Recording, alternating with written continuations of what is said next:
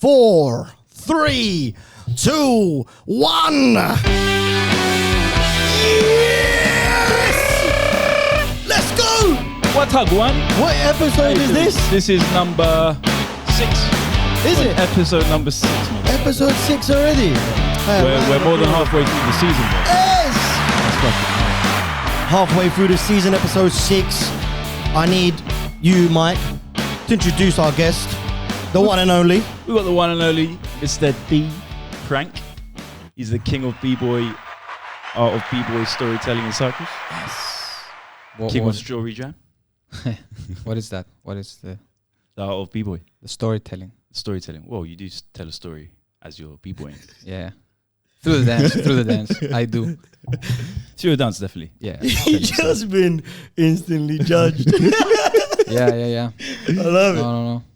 I don't feel comfortable. I'm joking.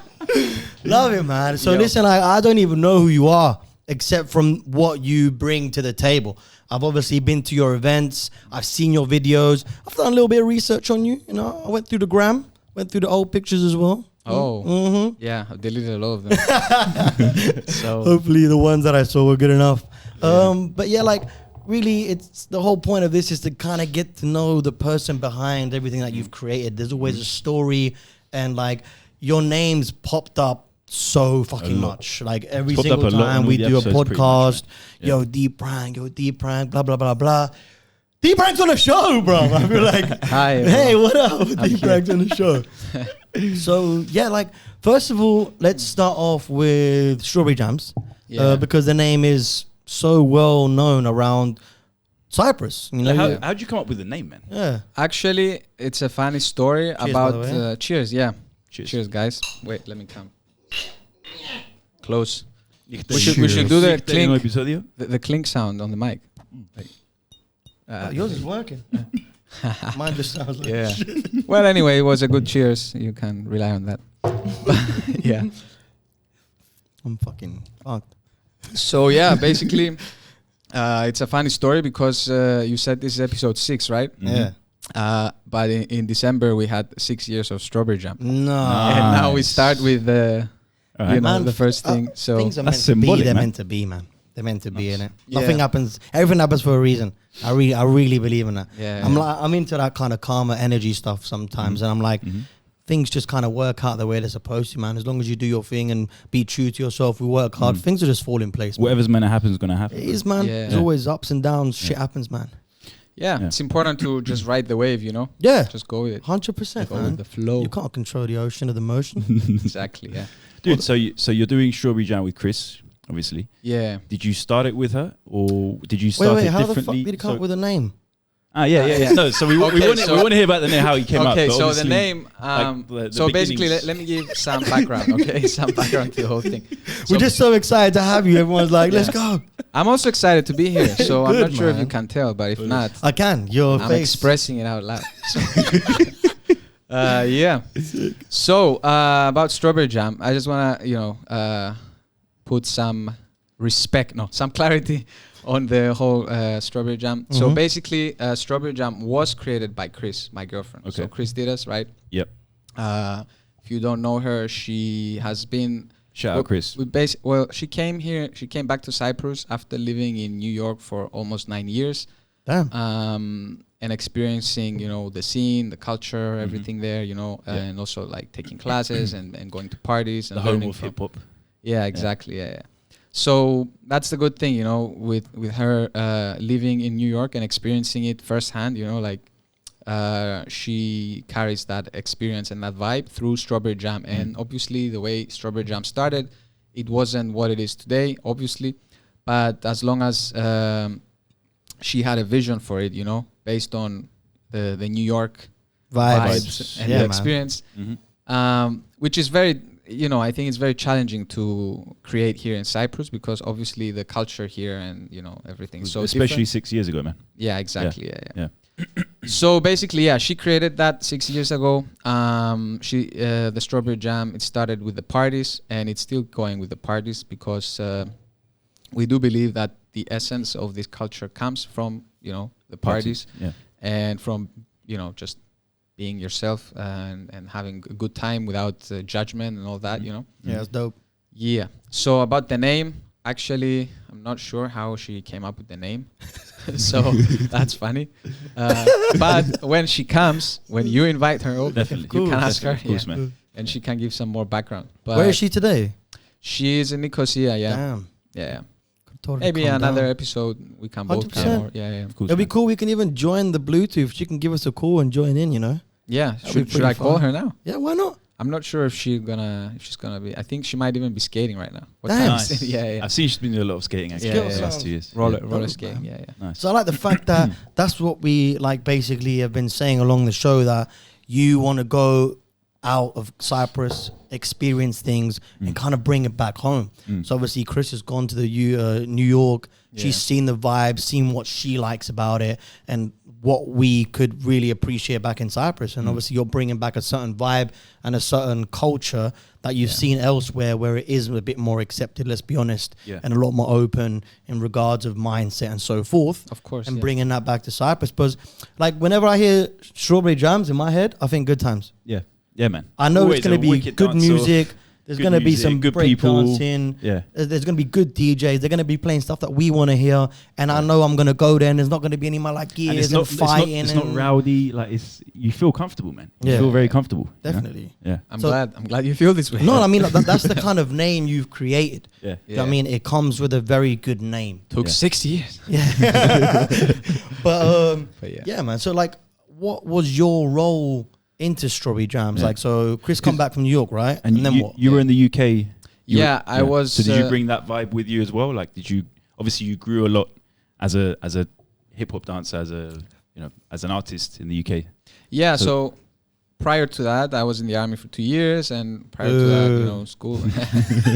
Oh man, they keep calling me to go back. Yeah, this me year. too, man. I went back I went 1 back. month ago, and then I've got Hovolin. I did. in Volin in May, bro. Me too. Ne? Yeah, but probably. Bro, I done You 2 know why? days. You know why, right? Because we weren't going for all these many years. Yeah, This shouldn't I be, haven't. Yeah, it's been about 10 years, and they finally figured out that I'm in Cyprus. So Yeah. Nice, cool. So yeah, what were we saying? Apart from the army. what's up, guys? Yeah. Hello, Cyprus. We're here to government. protect you. I don't even know where we were. Cheers. You know. Cheers. Cheers. Yeah. So yeah, after the army, I went to the UK to study. What but study? I was going. So basically, so I finished school, right? And I wanted to. I didn't know what I wanted to do in terms of my future, and for some reason there was some pressure to figure it out while I was in the army. And I guess my parents were a bit anxious in the sense that, if I want to go to uni, I have to apply, and that takes time, So while I was in the army, I had to kind of like spend some time figuring that out. So I went to a consultant that to help find direction and stuff like that. But what ended up happening, like what I told the consultant was like I did some research on where there was like breaking and hip hop in the UK, like where it was, prevalent, the scene. And I just told the consultant, like I want an easy course in London or Newcastle or Birmingham or, Sheffield. Or So you done your research on where like the b-boy scene and the hip hop scene was happening in the UK. Yeah. So your primary goal was to get there. where right? there were regular practice sessions, and things along those lines, because that's what I was doing while I was here, and I saw like going to the UK as an opportunity to grow, So I was like, I'm gonna do this uni thing on the side, and I'm gonna focus on this, and hopefully it's an easy course, so it doesn't take much of my time and focus and things along those lines. But obviously, you have it different in your mind. And what it's actually going to be like, yeah. No doubt. Than when you go there. Yeah. So I went there. I don't think they prepare you enough. Sorry to interrupt you, but I don't think they prepare you enough from man. when you leave school No. to join uni. Not at all. It's a completely different And thing, you have to man. make life decisions at the age of like 16 Exactly. of courses that you want to take that can shape your life, your adult life. It's pretty crazy, all the pressure they put into kids, and because it's like, Bro, especially now. Do you know how many exams I know. my little cousins have got? Yeah, man. They don't stop. they got this, and they got frontisteria, then they got dance, and they got this, then they got like studies and exams. Like that's crazy, man. Yeah. The guy's like showing me his homework. I can't even figure it out. Algebra. Still, I'm at grammar school. I can't even figure out algebra. Yeah. Guys like to the power of 3. I'm like, to the power of 3 times 3. All these calculations are happening in my head. And my little cousin's like, you dumb. You remind me of that meme, you know. Yeah, with all the. But they don't tell you about edits. taxes. They don't tell you about taxes. They just tell you about some random equation. Yeah. Pythagoras theorem is really going to help you out when you get older. What is the Pythagoras? No, I'm joking. Do you know what I mean? Let's find out what X is. To be honest, like I used to hate maths, but then like my neighbor was a private math tutor, and she made me appreciate, because I always said to her, like, what the hell am I going to use math for? But she said, like, math is actually used for like problem Everything. solving. It's not just about figuring out what X is, or it's about Logical thinking. Yeah, letting your brain work out problems in a different way that you'd use in everyday life. So math is pretty fucking cool when you think about it. It is, but that's also the thing. They don't kind of like promote it, you know, that way. When they don't. You're just like, okay, here's the bunch of numbers, and now here's the equation that you need to put them in and figure it out. They don't make it enjoyable. Yeah, when it can be enjoyable. Exactly. Yeah, exactly. So and that's one thing like that I felt recently, you know, when I had to deal with accounting or like personal stuff, and I'm like, I could have learned that at school, you know, and I could have had that skill, but it wasn't interesting to me. So I just, you know, denied learning disregarded it. You know what I mean? Because they don't explain things to you as they would properly. And then they hand you over like a IR 59. When you're 30, you're like, oh shit, I need to fill out. How do I fill this out? I don't even know what an IR 59. It sounds like something from is iRobot. that IR 59 or IR 63? You mean IR? Yeah. No. I'm not even sure. Yeah. What is that? You have it's to fill out your taxes. Yeah. Sounds like a fucking robot. And it's not fun. It's like Elon Musk's girlfriend. It's not fun to do, man. It's or his kid's name, isn't it? IRXR 59. And the thing is, R2D2.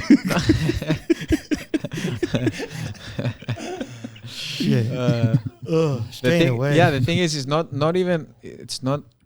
that it's even hard to do, but it's even harder to find someone to do it for you. And even if you don't understand it yourself, how do you know that? And then we resort to Google. That's why they charge so much, isn't it? Because no one knows what the fuck they're doing. Yeah. I'll do your taxes. I've got mates who are accountants and stuff, and they're charging stupid money. I'm like, what the fuck are you doing with these numbers that I got to pay? Sure, that's the thing. He's sorting out my money, and I got to pay him to sort out my money from my money that I'm making. And he knows how much you're making. And he knows how much I'm making as well.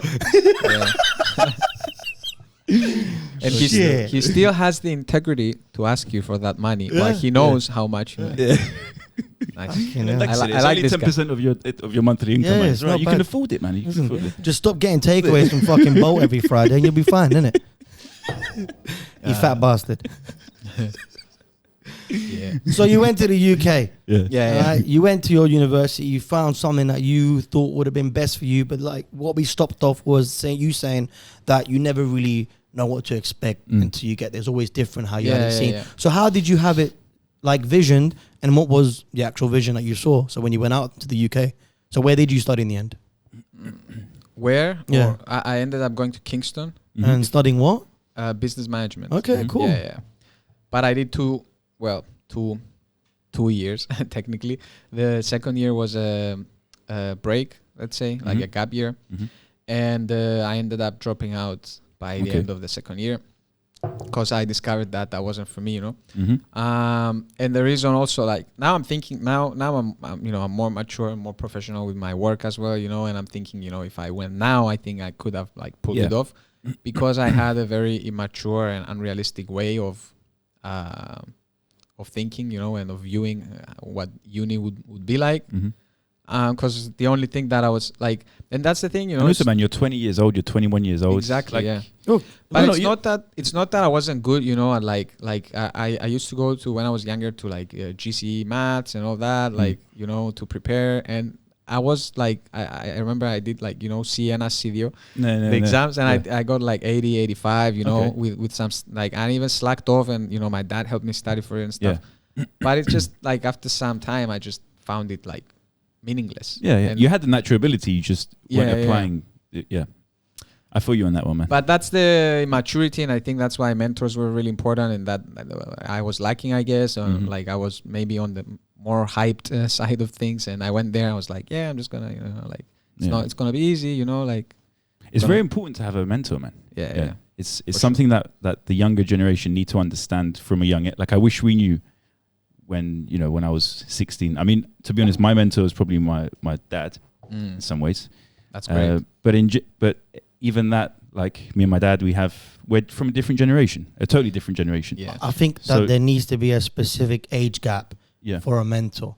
Not too old. Not too old. So the generation has changed and the mindset of but young enough to relate to you. Exactly, but young enough to relate to you. And it is difficult to find that mentor. I know what you mean. Like around 10 years older, that will probably work. You need incentive as a kid. There's positive and negative reinforcement. And as long as you don't know it, then how would you know any better? Do you know what I mean? Yeah. If they're not explaining to you things in a way that you would understand, they need to kind of get to a 16-year-old level. Yeah. Or an 18-year-old speak level. your language. Exactly. It's a whole different language. But it's not, I mean, it's also about the experience, you know, like you're a teenager, you don't even understand what's going You don't know shit, on man. for you, you know. And like, also, man, when you're that age, you're so selfish, bro. Yeah. When you're a teenager, you don't think about anything or anyone around you're you, the fearless. consequences. You're All you think about is fearless. yourself. That's all you give a shit about. Man, a stupid shit we did when we were young. Yeah, man. I look back and I'm thinking, fucking hell, I wouldn't do that now. Yeah, man. Yeah, of course. No But way. that shaped you, though, you know. Of course. Like, Definitely. that's the Listen, thing. man, I got shell shocked. I was like 16 years old and I moved to the UK. I was in Manchester. Like I went from like thinking I was a big boy in Cyprus and the Barrian and the Glicanario and Modorishtamir. Bang! Manchester. Like you realize you're this big. I mean, so like your whole world kind of changes your concept, but it's your experiences that shape you and who you are. So if you haven't experienced that, so what, you know, that's why, what'd you expect? Like when I went to uni, I fucking hated it, bro. Yeah, me too, I mean, man. it was long to get to uni. First year was alright, and then it just goes downhill. Yeah, first year's alright because you're trying to get your baloo wet. And, like, Fresh and weak. That's why it's alright. But then like when I was doing psychology, I really wanted to do it. And no one told me it's like 70% statistics. I don't like maths. I wanted to do psychology with something different. I didn't want to do that mathematical kind of stuff. I wasn't like academic in that sense. So they don't even prepare you for things like that. It was just upsetting, you know. It's like a false promise that you have to do this and you have to go to uni. There's no managing of expectations. No. You know, like what to expect when you go there. And then like you create things as a 20-year-old in your mind, and then you go there and then they hit you because, you know, reality basically hits you. Yeah, you know, of course. because you have maybe from all the movies of how, you know, uni will be like, and then you go there and it's actually American like Pie, American Pie, frat parties, lockers. You go in England, it's raining, it's grey, It's cloudy. no all one day. likes you. Yeah. Pretty much. Wake up by yourself, go uni, Yeah. enjoy it, seize the day. Wake up, there's clouds. You go home, there's still clouds. You know what I mean? Yeah. It's just grey. Wake up, cloudy. Go to bed, cloudy. Cloudy. Grey. I swear to God, I asked the stupidest Crazy question the other question. day. I was like, why? I was like, how is England the way it's grey? Is it the sky or is it just constantly a big ass cloud? Like it just confused me. Like, no, it's just cloudy. I was like, no, that makes sense. I just thought that area With a was lot of pollution in there as well. Yeah. That's Ealing next to the fucking Heathrow. Everything was just grey. maybe it's from you know, the government is like spraying things. That's true. Chemtrails as well. Maybe. They are controlling the weather. Yeah. It's true. Is it though?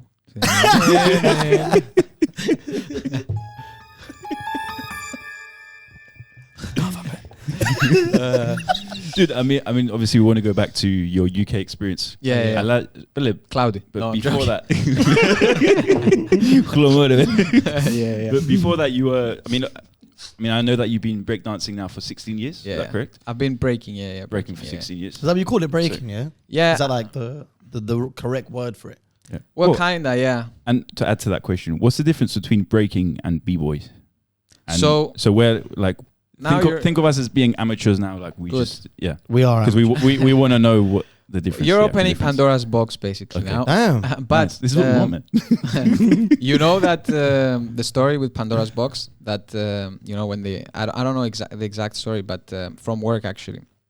I'm working with a psychologist actually. Who? Because you don't like it's a company psychologist. Okay. So yeah, Okay. I don't think you know. Her name is Yasna. Hi, Asna. Thank you for everything. Yasna. Yeah, and basically she told me the story about Pandora's box, and when you open it, like there's all the chaos and everything in the world, but then at the bottom there was hope. Damn. And I didn't know that, and that's like a pretty interesting fact. So yeah, that's why I'm saying you open up Pandora's box, because there's a lot of clutter, but then at the bottom there's the truth in a way. But yeah, basically breaking, right? You can't call it breaking, b-boying, b-girling, and I think the most now with breaking also, it's in the Olympics in 2024. That is crazy. Mike told me like it's gonna be in the Olympics, like breakdancing. I was like, what? Yeah. And we're sending a team, from Cyprus, or how does it work, like the qualifying? It's pretty complicated. Okay. They're still trying to we're all still trying to figure it out. But basically, there are some local qualifier events supposedly they send you to the bigger global qualifier events, and then if you gather points from all the events, right? And then there's a point system, and then you go to the Olympics in 2024. But it's also the first time that something like this happens. That's crazy in terms of the Olympics, because as in the global scene, we do have a lot of like high level events. Like even I think like a lot of people might not even care about the Olympics. They care more about like the jams and the local thing. Not the local necessarily, but there are other like events at that level as well. Mm-hmm. So now breaking is the term that is used more. And to me, like I say, I break. When people ask me, and I'm breaking. I'm a b-boy, and b-boying, like a b-boy is someone who breaks. It comes from break boy. They say, or Bronx boy.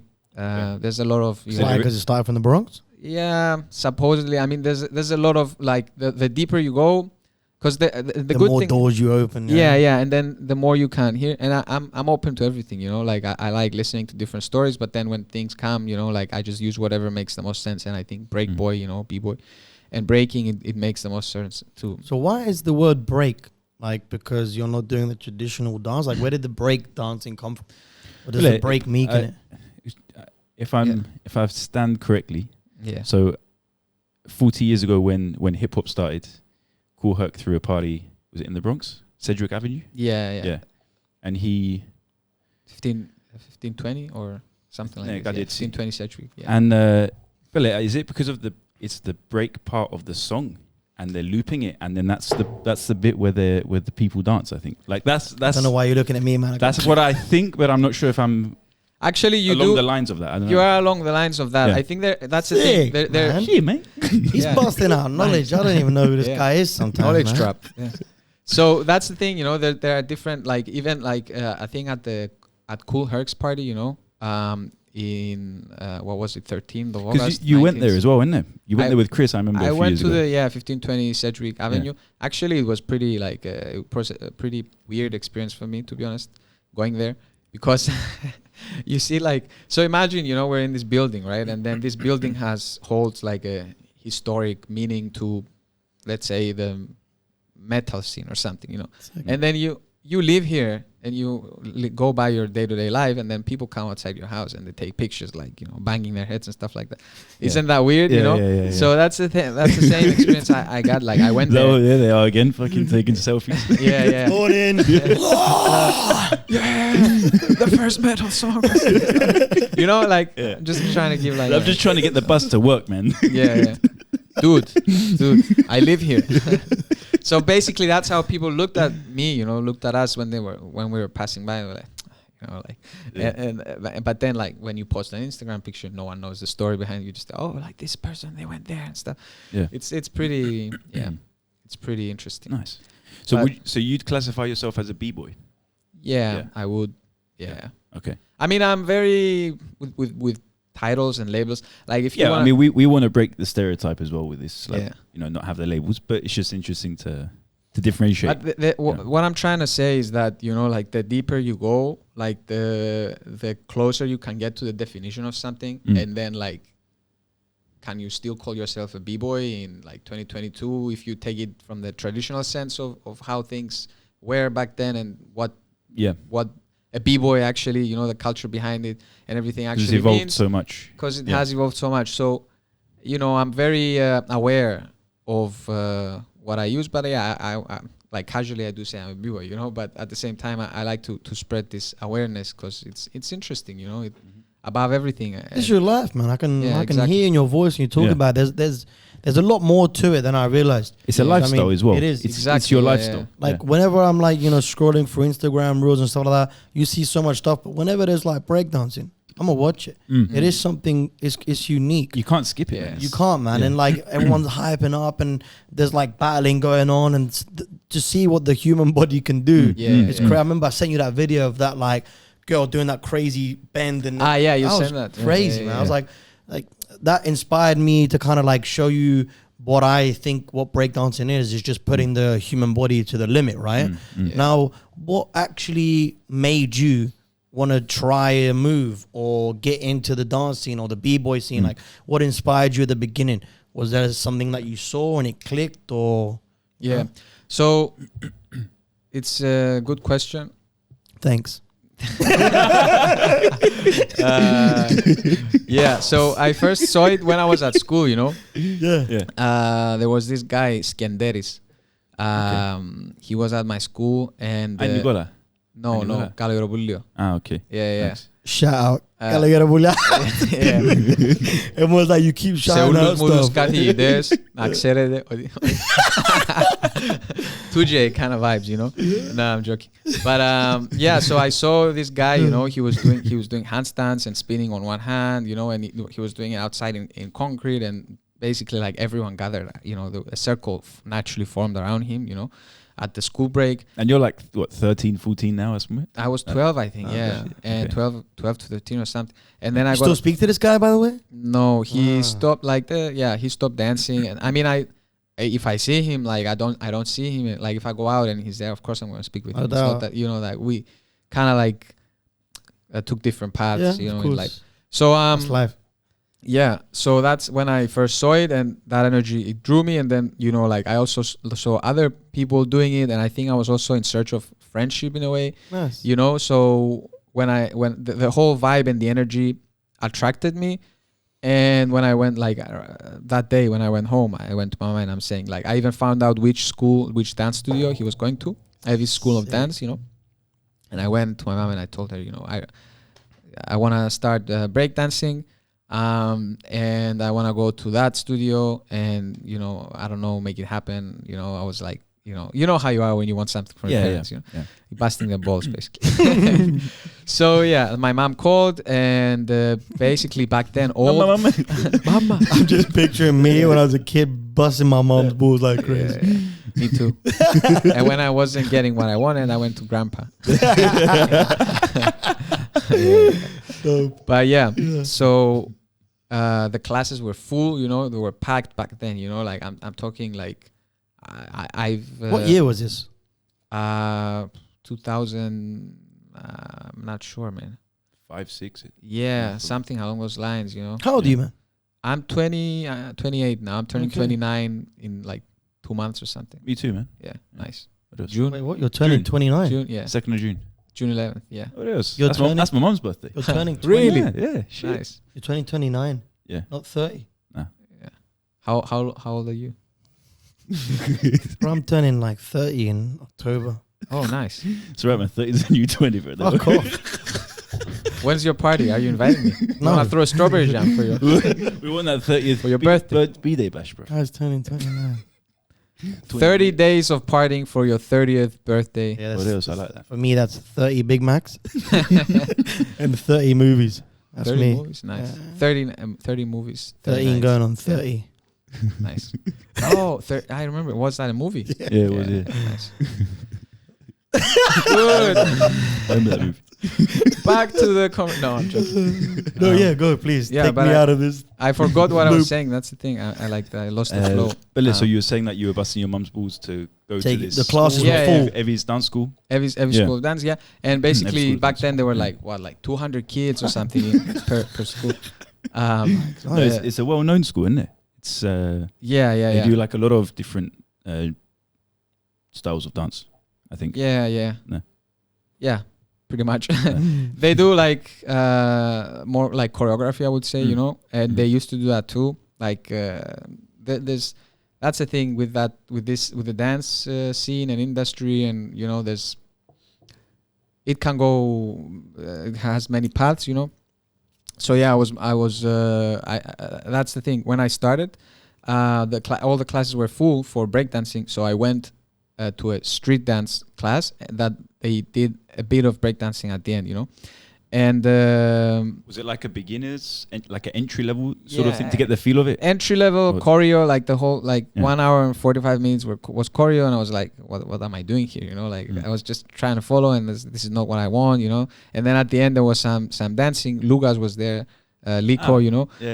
He was one of my first teachers and inspirations as well. What else? And after the 15 minutes, it was like a trial class, and I told him, no, I want like an actual, you know, breakdance class. And then they put me in one of the classes with another like 25 people, and it was like a small room, so we were like 25 kids in one room, but it was also like the energy and everything was pretty interesting there, you know, intense. Nice. Inspiring. I think it's amazing how like sorry to interrupt. Yeah. At that age, like you're 13, 12 years old, and you see something, and something just clicks in your brain. You're like, this is fucking amazing. Like this is what I want to do. Yeah. Mom, take me to the next breakdancing class available. Like I think it's so and you're cool. at school and you're waiting to like, finish that by his και αυτό ίσως πράγματα που sees, and then you see certain things that just spark. I think everyone has that individual thing that makes them tick and like you want to progress it, and you just got to put that effort into doing what you want to do, man. It gives you that school. Actually, you know, after 16 years later, you're still doing it, man, and you're still living it. You've created a whole industry, an image, you know, a culture scene from something that you started at the age of 12. And I think that's crazy to like take a bit of time and think about that because in a country that didn't really have this scene. True, man. So exactly. it wasn't. It was very underground, and I've seen it on the it was people. There, but it was very underground. Now it still is, but it's more. You know, people can see it. People can hear it. Man, you guys are making noise, man. I mean, back then, I remember stories from, you know, Dolly's, which is like one of the OGs. Godfather's crew back then, you know. And Godfathers. Then you remember Godfathers? Yeah. Cool. So they were going to clubs and people were throwing. They were throwing like, you know, like the toothpicks. No, the cigarette, like the end. Cigarette butts. And throwing like ice cubes at them, you know, like 2005, 2004, when they were going out, you know. What? That was the case. Harassed, that's when, like they were like, what the rapaz να μου κάνουν δουλειά, ξέρω εγώ, ναι, rapaz, ξέρω εγώ, you know. He said that That was like, society that was 20 sometimes. years ago though, you know. And now it's all of a sudden, now it's cool, I suppose. I mean, it took, I think. But back then, by 2010 or something, I think, maybe a bit earlier, maybe, but roughly around that time, it started getting, you know, more accepted. More accepted, We were mean back in the day, man. People are very mean, they want accepting stuff. As much as this new generation is fucked out of their brain, like I think they're so more accepting to everything, which is so nice to see. And I think it is pushing on to the older generation as well. But when we were younger, things were cutthroat. If you weren't part of the scene that was part of the scene, you were such an outcast. Man. When I used to wear baggy shit and some no fear hat and stuff. Like, yo. And it also like, you know, looking back, it also took courage. Hip hop's the largest genre in the world right now as well. So now it's become the trend of the index. So it's not the same. It's definitely not the same, you know, starting now and back then. But I think that's why context and knowing, you know, the history and getting informed and hearing to the stories. Of course. It's very important, you know, to understand the scene, the culture, where it came from, where it's going, and you know, especially if you're organizing events or if you're a leader in the scene, or you know, whatever kind of way, you know, you have some sort of influence on. Like I think it's very important to understand, you know. Do you think like breakdancing and hip hop go hand in hand? Yeah, breaking is one of the 4 elements of hip hop, you know. So what's the other 3? You got MCing, you got DJing, and you got graphics, writing. So writing, man, and then you got hip-hop, man. breaking, you know. I had no idea. Like technically, you can. Do you only dance to hip hop, or you dance to many type of different genres? I mean, it depends.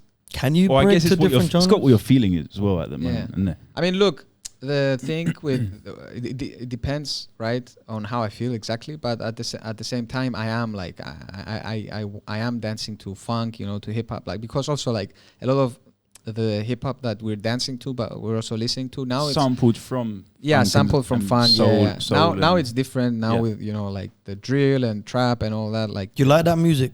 Not necessarily, but I'm also not Against it. You know, like if there's a good track, I'm gonna listen to it. You know, I'm Some of gonna the vibe beats with are it. hard. But it's evolved into so many different branches now. Hip hop, you know, it's a whole different place. I think the more you move away from the core, The origin. the more distilled it becomes, and the more like the information and the knowledge and the culture behind it.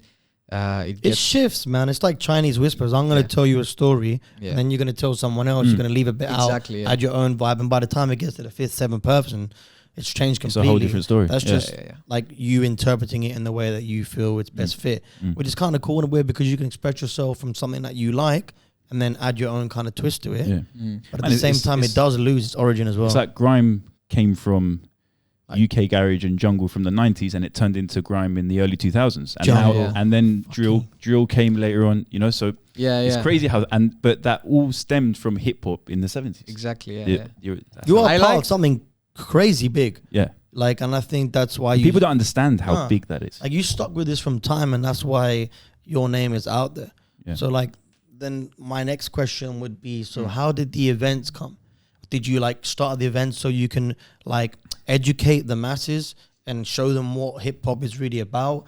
Did you do it to kind of bring people together? Like, when you felt like that crowd just automatically circled this one guy, it was instant appreciation. There was no hatred or nothing like that. So what was your thought process with Chris, of course, behind creating this event, and like which is now a brand? Also wanting other people to feel like how you felt that day. Yeah.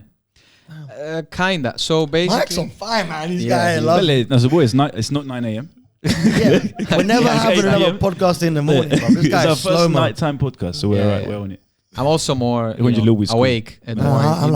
I usually train at this time, so I'm more in the zone. The creative zone and flow. So the funny story as well with the events. Cheers. Is the fact that the first event I threw was also like 11 years ago. So it was, I think, 5th of February 2011, and it was called Make It Funky. And we co-organized this event with my brother Sharky back then. And basically, he was 18, I was 17, and he came to me and he was like, "Let's throw an event." I was like, "What are you talking about?" How do we even begin to do that? How? Where do we start? Google, how do you throw an event? Google wasn't even like that prevalent back then. Jeeves, remember Ask Jeeves? Ask Jeeves. Ask Jeeves was I remember there was this meme website where it was like ask something and then you were like asking that bot and they were responding. But that's another thing. Or like Bing. Do you remember Bing? Bing, yeah. That was like or Yahoo. That was like a dodgy Google. Yahoo. Sorry. Yeah. Yahoo.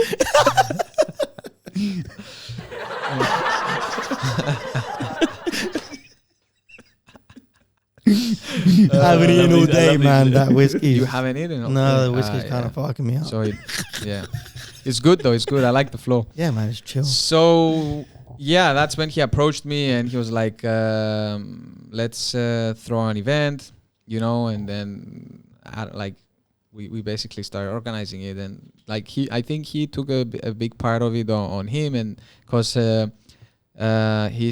parents, they own like a supermarket called Alpha Sigma. Which now he's working at, 11 years later, right? And managing and stuff. But they also had he was going to Pascal, in Limassol. So he had other friends, and we got like €100 sponsorship from LG or something, because one friend who was dancing in their crew, his dad was owning LG or something. I love that Cyprus. shit. So Cyprus. You're just finding different people that have some connections. And we got a bunch of 100 here because their parents were like, give the kids some money to do their thing, and we didn't even know back then. Don't get a pin.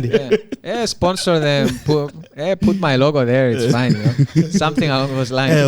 LG. Alpha. £100 back in the day, 11 years ago, was quite a lot of money. You walk Man. into Benito the one But quid, that's the thing, Yeah. like get the, everything. what? The one, through μια λίρα, το σκύψε τέσσερα, πέντε. Ναι, ναι, ναι. Καίνες παγωτό, chips, Sandwich. sandwich, Yeah, like so everything. Okay, my dad said to me when I was a kid, with £1, I used to go get bread, milk, everything else. Yeah. He's like, now there's cameras. Shout out, Tony. I wasn't expecting that. That was good. Thanks. I'm gonna pour some more wine. Yes, Yeah, man. feel free. Courtesy of I mine. feel free. I feel free. Would have been the Here whiskey, with actually. you. Yeah, bring the whiskey. Yeah. So I hope I don't fuck it up. Put some ice in that shit. Yeah. Shout out to the Shout out to the wine wine. company that we're not, advertising because they don't Nah. sponsor the Island Project. Yeah, if they want to sponsor us, that's cool. LG, if you're listening, hit us up with some free air condition. Yeah. Yeah. For the summer. Summer is near. Summer's near. We need the aircon, boys. We need the aircon. Yeah. Like.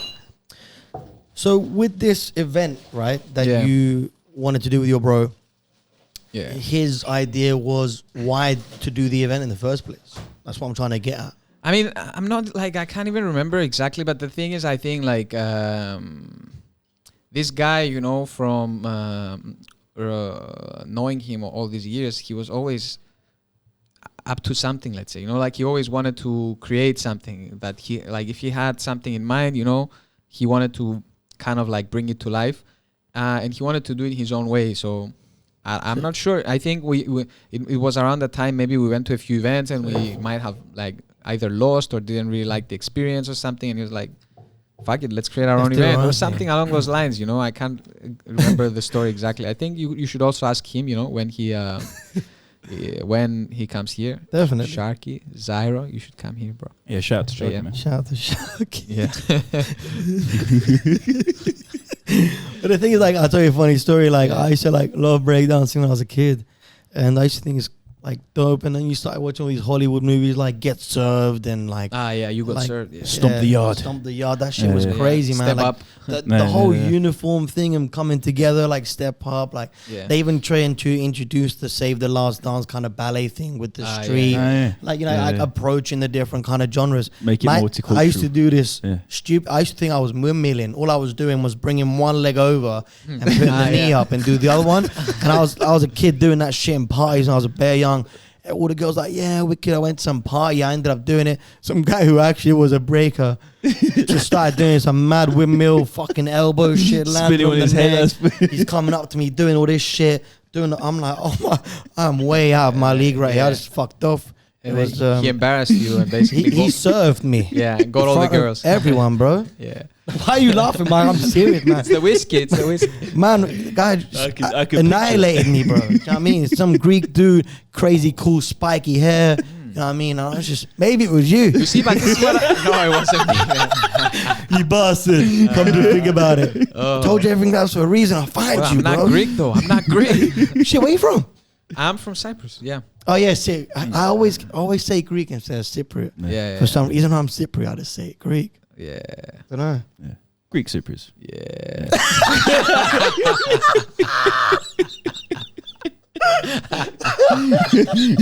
That's a whole other topic. Yeah. Oh, no. So anyway, So- so yeah. That's when we threw our first event, right? Yeah. And since then we the flame was ignited in that too. And since then I've been like consistently throwing event. Either like mostly I was working with someone always because I really like the cooperation when the collaboration and when creating something with someone, and then after throwing and also the first event, it was a small event. We got like local judges and stuff, and actually it was we promoted it like on Facebook back when Facebook was actually Facebook events, and stuff, and also like in class, and that was like at school, I mean, and stuff, and it was pretty interesting because now that I look back into it, it was maybe one of the first times that I got into like marketing, and then promoting and doing And that is what you do now, right? Kinda, yeah. I mean, I do it through the events as well. I work at a company called Hustler Marketing. We do email marketing services for e-commerce stores. Nice. But I am The working... name is called Hustler Marketing. Hustler Marketing. That's the most gangster name I've ever heard. Yeah. My boss I is work a boss. for Hustler Marketing. Jesus, Yeah, sounds yeah. good. Every day I'm hustling. Yeah, and I have the hoodie as well with like Hustler Market. I should have brought it actually, Nice. but yeah, No doubt. represent. But I work in the HR though. I'm not like I used to do some marketing stuff there, but I went into the HR because I joined when the company was very young.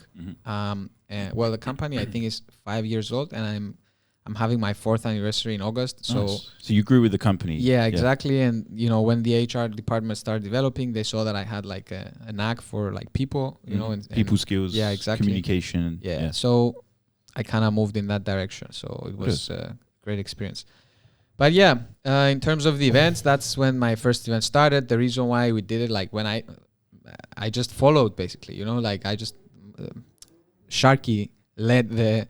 You know, he had the idea, and I was like, okay, I'll help, you know, and we did it together, and I can't say that we did it together, but I had no idea, man, you know, and I think his dad was also mentoring us in a bit, talking about mentors, you know, because, you know, his dad was like kind of, his dad was actually, Kyrios Christos. Kyrios Christos. Yeah. Do you know that his dad and his uncle, so Kyrios Christos and his brother, they used to break in the 80s, yeah. Supposedly, I think, don't take my word for it 100%. Dude, that's mind-blowing. Yeah, but I think they were the first, break dancers, breakers, in Cyprus. Oh. Yeah. He's a legend. And there are clips, Sharky has them from, I think it was somewhere in the 80s or maybe even 90s. Man, maybe dance 80s. was so powerful, wasn't it, back in the day? Like you see, sorry to interrupt again, but like now that you just said, like they used to dance in the 80s. When you look at old movies like West Side Story and stuff like that and Saturday Night Live, it's and these motherfuckers had style, man. Yeah, man, it was honestly, such a like big natural culture. Style. Imagine going to dance. Like my mom was like, "Oh, you're going out dancing." Like, that's what you say now. Oh, you're going out dancing. No, I'm going out to stand, hold my drink, and bob my head to music. Like they actually used to wear the flares, dance. They used to know the moves. It was such a. They had all the steps. It was more of a social thing as well. You know, it wasn't like and breaking as well. Breakdancing back then, you know, it was more of a show off kind of thing. You know, like and there was the dance floor. You know, the disco age. You know, and all that. I love that. Our parents shit, lived that. You know. Yeah. And it's But with breaking, it turned more like into battles. Did it evolve into that, or was the battle a later thing? I think it was always about that, you know. Really, in the sense that, you know, like let's say back in the 70s, you were in one black, you know, and you were dancing, and then you know there was the other people in the other black that were dancing. And like, so you had like your crew, your crew, from one black, and you went to the other black, and you're like, oh, you're breaking, let's go, you know. And then they used to battle. No judges, no whatever, you know. Back then, everything was more like bit of cardboard on the floor for the head spin. That's now like going exactly, and now going back to, you know, like talking about the essence of being a b-boy. You know, if you take all of this into consideration, today is very different. You know, so many people are not even aware of that. They don't even understand how it was back then and how it evolved to what it is today. So if you just start today, you know, and you just do it, can you call yourself a b-boy really? Or can you call yourself a b-boy after, you know, you earn your stripes and you put in some work, you know? And what does earning your stripes mean? Does it mean winning competitions? Because in today's, you know... but who judges who is earning the stripes? Not only that, man. At the end of the day, like, I know what you mean, but like, if I'm not as good as you as breakdancing, but I love it and I have the passion for it and I'm trying that, why doesn't that not earn me the position to call myself a b-boy? It's like saying, like, if I'm like Australian, but I was born in Cyprus and I've lived in Cyprus and my friends are from Cyprus and I'm on the traditional way, and doesn't that originally make me like Cypriot? Just because I didn't go through the passage of of being born in down under, like, I'm giving a different example for it, but at the end of the day, it's like, I do believe if you put the work in, that should account for something. I'm not saying like, you know. Yeah, exactly. I watch space movies, so I'm an astronaut. Like, but that's I've seen Interstellar twice. Gravity was bro, right. I've seen Interstellar 6 times, man. I fucking love that. I lied, I've seen it more. I just didn't want to say how much of a nerd I am, but now that you've accepted it. Dude, I went to, you know, in London, you got this. What a in film, London, what man. was this Royal Hall? Like Albert Royal. Royal Albert. I went there. And I saw Interstellar in the freaking huge like the projector, right? Yeah. And there was live orchestra From, No way. I think That's sick. Hans Zimmer, right? Hans Yeah, Zimmer Hans was Zimmer. yeah. Nice. They were there and they were fucking. Like, I'm that so was one of the jealous. best experience, and that's why I love London. You know, in the UK, I do miss that from all London, and like I know we're jumping from one topic to another, Yeah, but when I sure. was like back then when I was there, man, like for 2 years, every event that they were like, I remember I went on a bus ride like 9 hours or something to Newcastle, and I missed the bus twice. So imagine 9-hour bus drive, and the next bus was like 9 hours, so 18 hours. So basically a whole day of me missing the bus because you know. So like when you missed the first one, what didn't prepare you to get the second? what you was the like- question? Well, I didn't. You said you missed 2 buses, right? So when you missed the first one, what didn't prepare you enough to catch the second one? Like, were you in the toilet? Were you in McDonald's? Dude, You're like, I've got 9 hours. I'm gonna have a little nap. I'm gonna watch Interstellar. It's not like you didn't have enough time to catch the second one because Yeah. you could literally come to Cyprus. But look, also, I had. Go for it. But it's different because if I had like, if there were 2 hours, I could have stayed there and not missed it. But 9 hours, you can't Facts. stay there. So when Facts, you facts. go away, Okay. then it's easy Yeah. to sleep up. so, you know, so especially what did when you you're do the tired. other 9 hours? I went. I remember I went to a friend, dude. Like that was like some dirty London times, you know, like Yeah. dark times as well for me, Yeah. and stuff, Right. you know, trying to discover myself, and Yeah. that was, yeah, Man, London can be a very tough place. yeah. Can be. It's such a busy, like 12 million Listen, man, population. yeah. It London's can be a guild. such a lonely place. Very But give it's or also take. I so love rich. it, but Mm. I miss it. But I couldn't go back to it. Yeah, fuck And, that place. I would go to visit. for Yeah. holiday, for a 1 week. Man, you can do You can do something so different much in there. London every night. Every and single you're not night. going to get bored. It's Yeah. just you don't. You're living your normal life. You Yeah. can't spend so much money. You come in the central doing this and that. Yeah, like it's a you wonderful become place. part of the machine. You do, Yeah. man. You're a rat, man. I used to get in the Yeah. underground, and just like if you think of it from a bird's eye perspective, you're just in tunnels underground. Yeah, man. You're in a rat race. You're I need- chasing the clock. Like for what reason, Yeah, man? Yeah. Like, Man, I remember finding myself fuck. on Sundays where you don't need to rushing down the escalators Legging in the it. tube. I'm like, what the fuck am I rushing? I used to I'm get literally going for dinner. Boom! I was being like with I family. used I to don't get need so to be running. pissed for off, that. yeah? There's one side for walking on the escalators, and there's yeah. one side for standing and still. then there's a tourist in the Yeah. middle with his And kids. if there's anyone on that side, I'm like, one Fucking side to rude. walk in, get out the fucking way, barging people out of the way. That was terrible. The funny thing was when we were with friends, you know, and with And but one it's friend also, was. it's a rat race, but even if you win the race, you're still a fucking rat. You're still a rat. Wow. You're still a rat. Bit of wisdom there. You're still a rat, ratchet. Ratatouille. But it's true, you are chasing. You're chasing the time. clock, yeah. You're chasing something that doesn't fucking exist, man. Because the thing is, it's just like 2 minutes for the next train. But that 2 minutes would lead to 5 minutes when you need to get the crossover. And that 5 minutes would lead to 10. So you miss one train and you're like fucking 15 minutes late. Like you're always rushing. You're not enjoying the current moment. You're always on alert. Banda No. Shisenya, you know? But then again, like you listen, man, it's just like you either see the glass as half full or as half empty, right?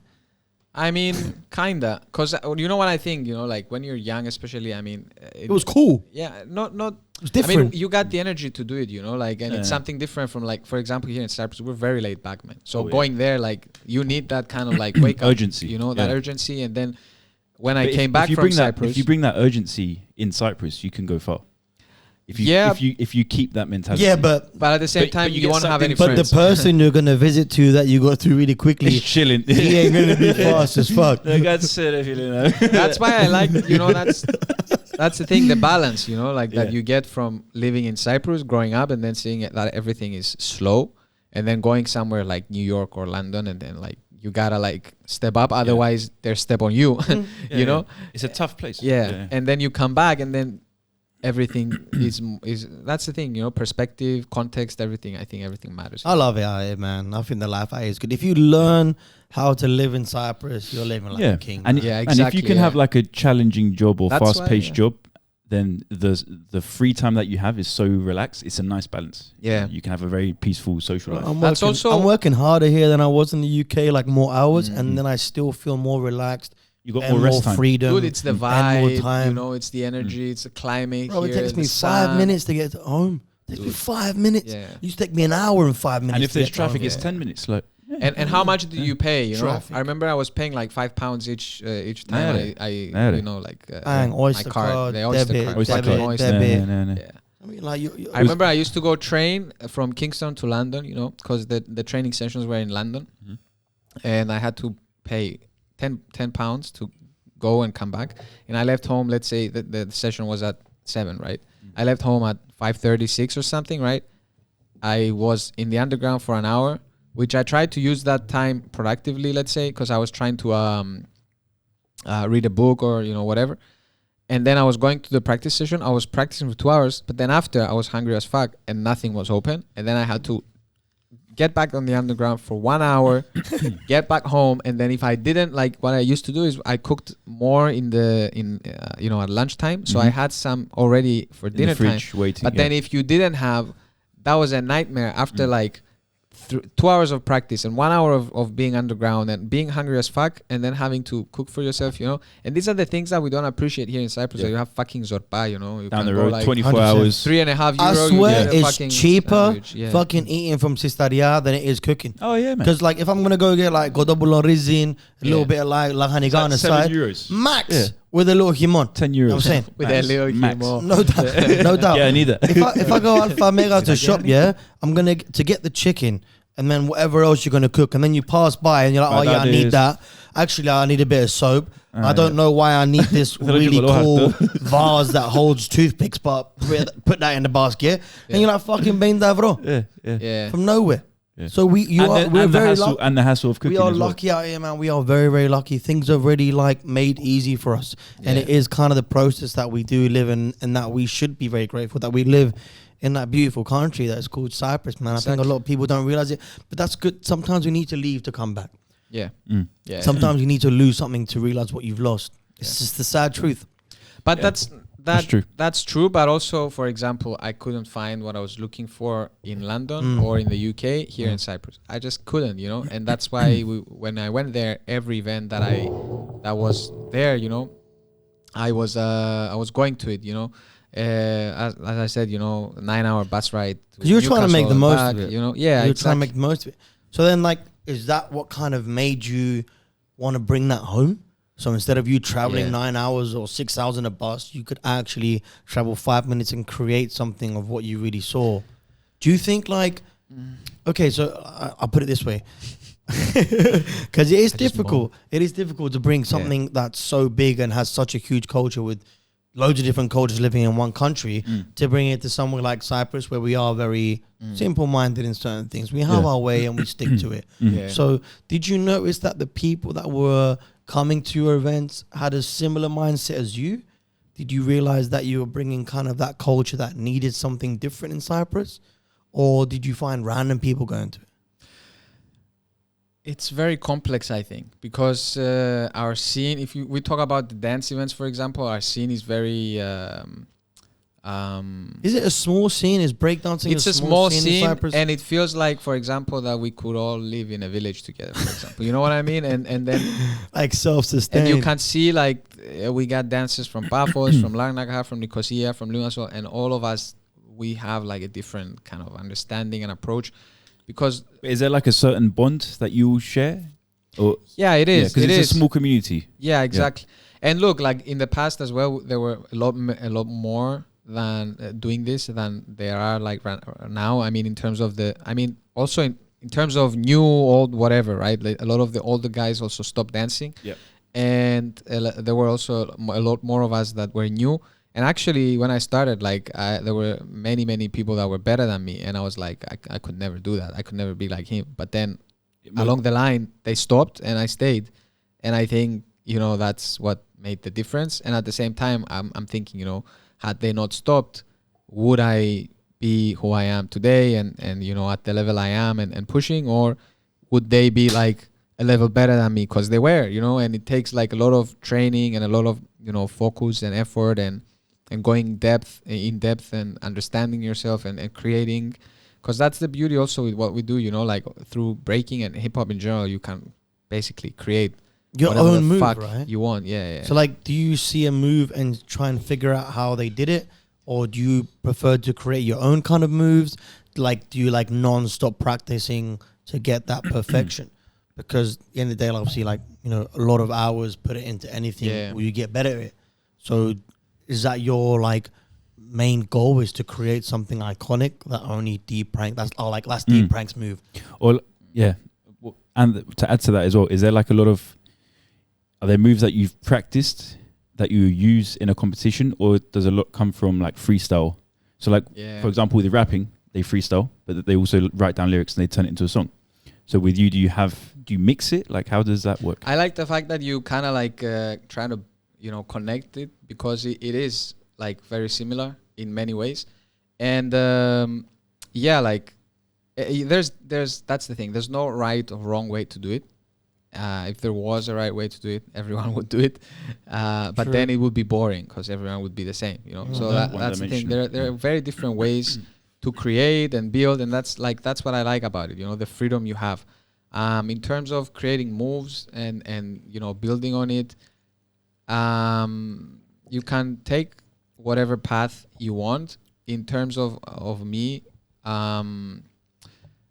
in the 16 years that I've been dancing almost, I trained in many different ways, you know. But like in the beginning, for example, I used to drill a lot of moves, like drill them, you know, like just repeat the move. Keep doing it, repeat until I like get muscle it. memory. Yeah, exactly, you know.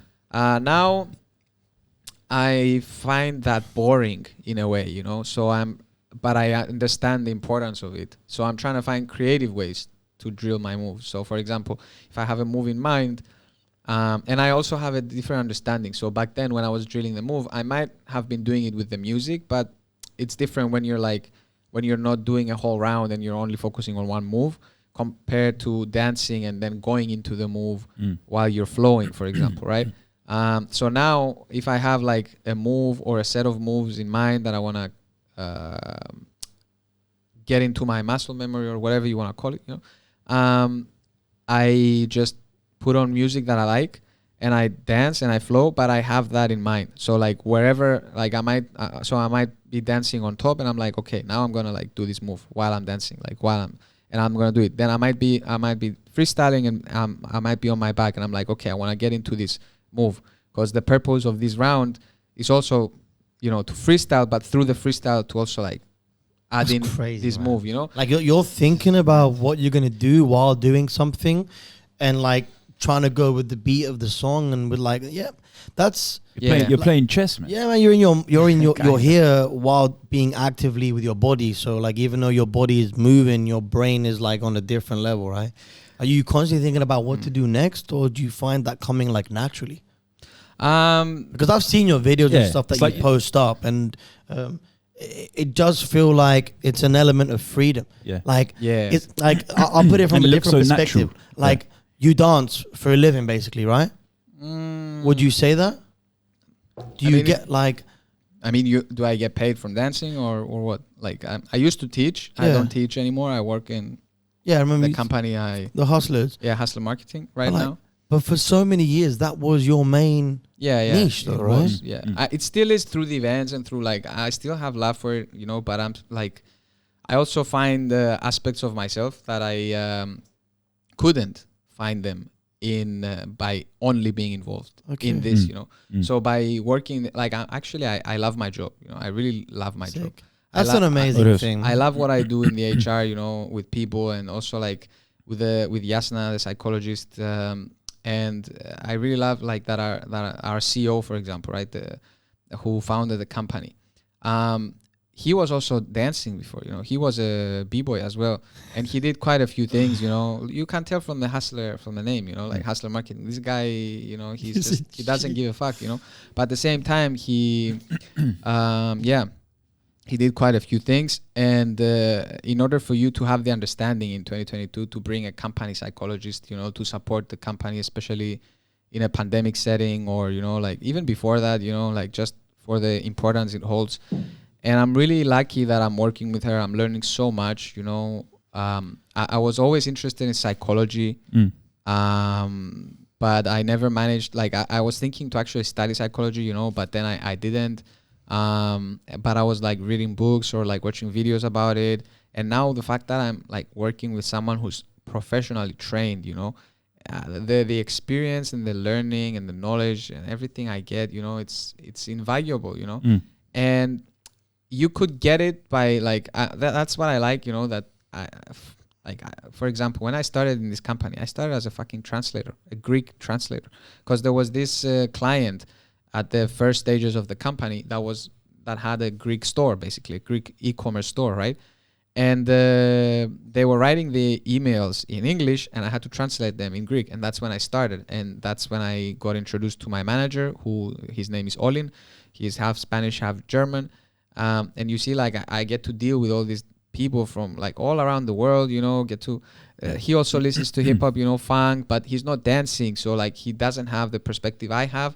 But it's really interesting to get to interact and know people, you know, but also under a professional setting as well, you know, because when you are liable and responsible for something, it's different, you know. You're held accountable, and then like I've been through times where I wasn't on point, you know, and I did a lot of shit. And I was feeling bad about myself. I was even depressed, you know, fuck, like I'm not competent and stuff. And it was a whole journey. And right now I'm really proud. Like I've been telling him as well, you know, I'm really proud of where I came in terms of my professional life, right? And I don't feel that it actually affects my art or what I do. It actually probably helps it improves it, man. Yeah, exactly. Yeah. You From know, everything that I've heard from you since the beginning, since when you were like 12, everything has been around other people. Yeah. From the dancing, the way that people crowded, I heard you say, from the way that it kind of pushed people together, the way you're kind of creating a conformity for people to be who they really want to be and express themselves in a way they're not to get judged. The fact that your boss used to be into hip hop and then the other one used to do breakdancing. You work for a company called fucking Hustlers, man. Yeah. So like, I think what you've created is an energy around you that kind of follows you into what you want to do. And that is working with people and making people feel comfortable. And that is a brilliant thing. And on that note, we are going to end it a half-time break right now so we can have a bit more whiskey. No, just fucking stopped. How crazy was that? It was perfect timing. Perfect. We're in the zone. Oh my God. In the flow of things. Okay. At 66 and it happened. Nice. Do we do something? Nice. Woo! All right, guys. Thank you so much for watching the show. Little halftime break for you guys. Just a little chance to tell you guys to follow us on Instagram, Spotify. Where else can you follow us? And YouTube. Yeah, all the social media platforms. This is Alki and Michael. Michael. Thanks very much for watching and enjoy the second half of the show. Yeah. Stay blessed. Called in 5, 4, 3, 2, 1. Yeah, it's recording. Is it? Is it though? So you pressed the wrong button, bro. Cheers, yo. Cheers. Part 2. Thanks for joining. I can't read. Yes, bruv. There you go. There you go. We're back. With, if I'm allowed to say, I think we're with the godfather of the hip-hop community in Cyprus. I'm going to say it. Listen, man, I'm going to say it. Well, definitely one of the OGs, man. One of You the can't deny OGs, that. man. You can't deny I'm going to that. say it because what I've been hearing so much from you and what I've been hearing from the other podcasts, and like I said before, your name keeps popping up. There's a reason. There's a reason it pops up, man. And like, that's my next question. Why is everyone talking about you then? So what have you brought that's made such an impact? Because you're everywhere. Everywhere there's a hip hop. No, you're laughing, but the longevity, man. You can't deny that. The longevity, yeah. But bro, me from someone who doesn't know you and it's the first time I'm actually sitting down with you and having a conversation. Yeah. I've seen Strawberry Jams in Juicy.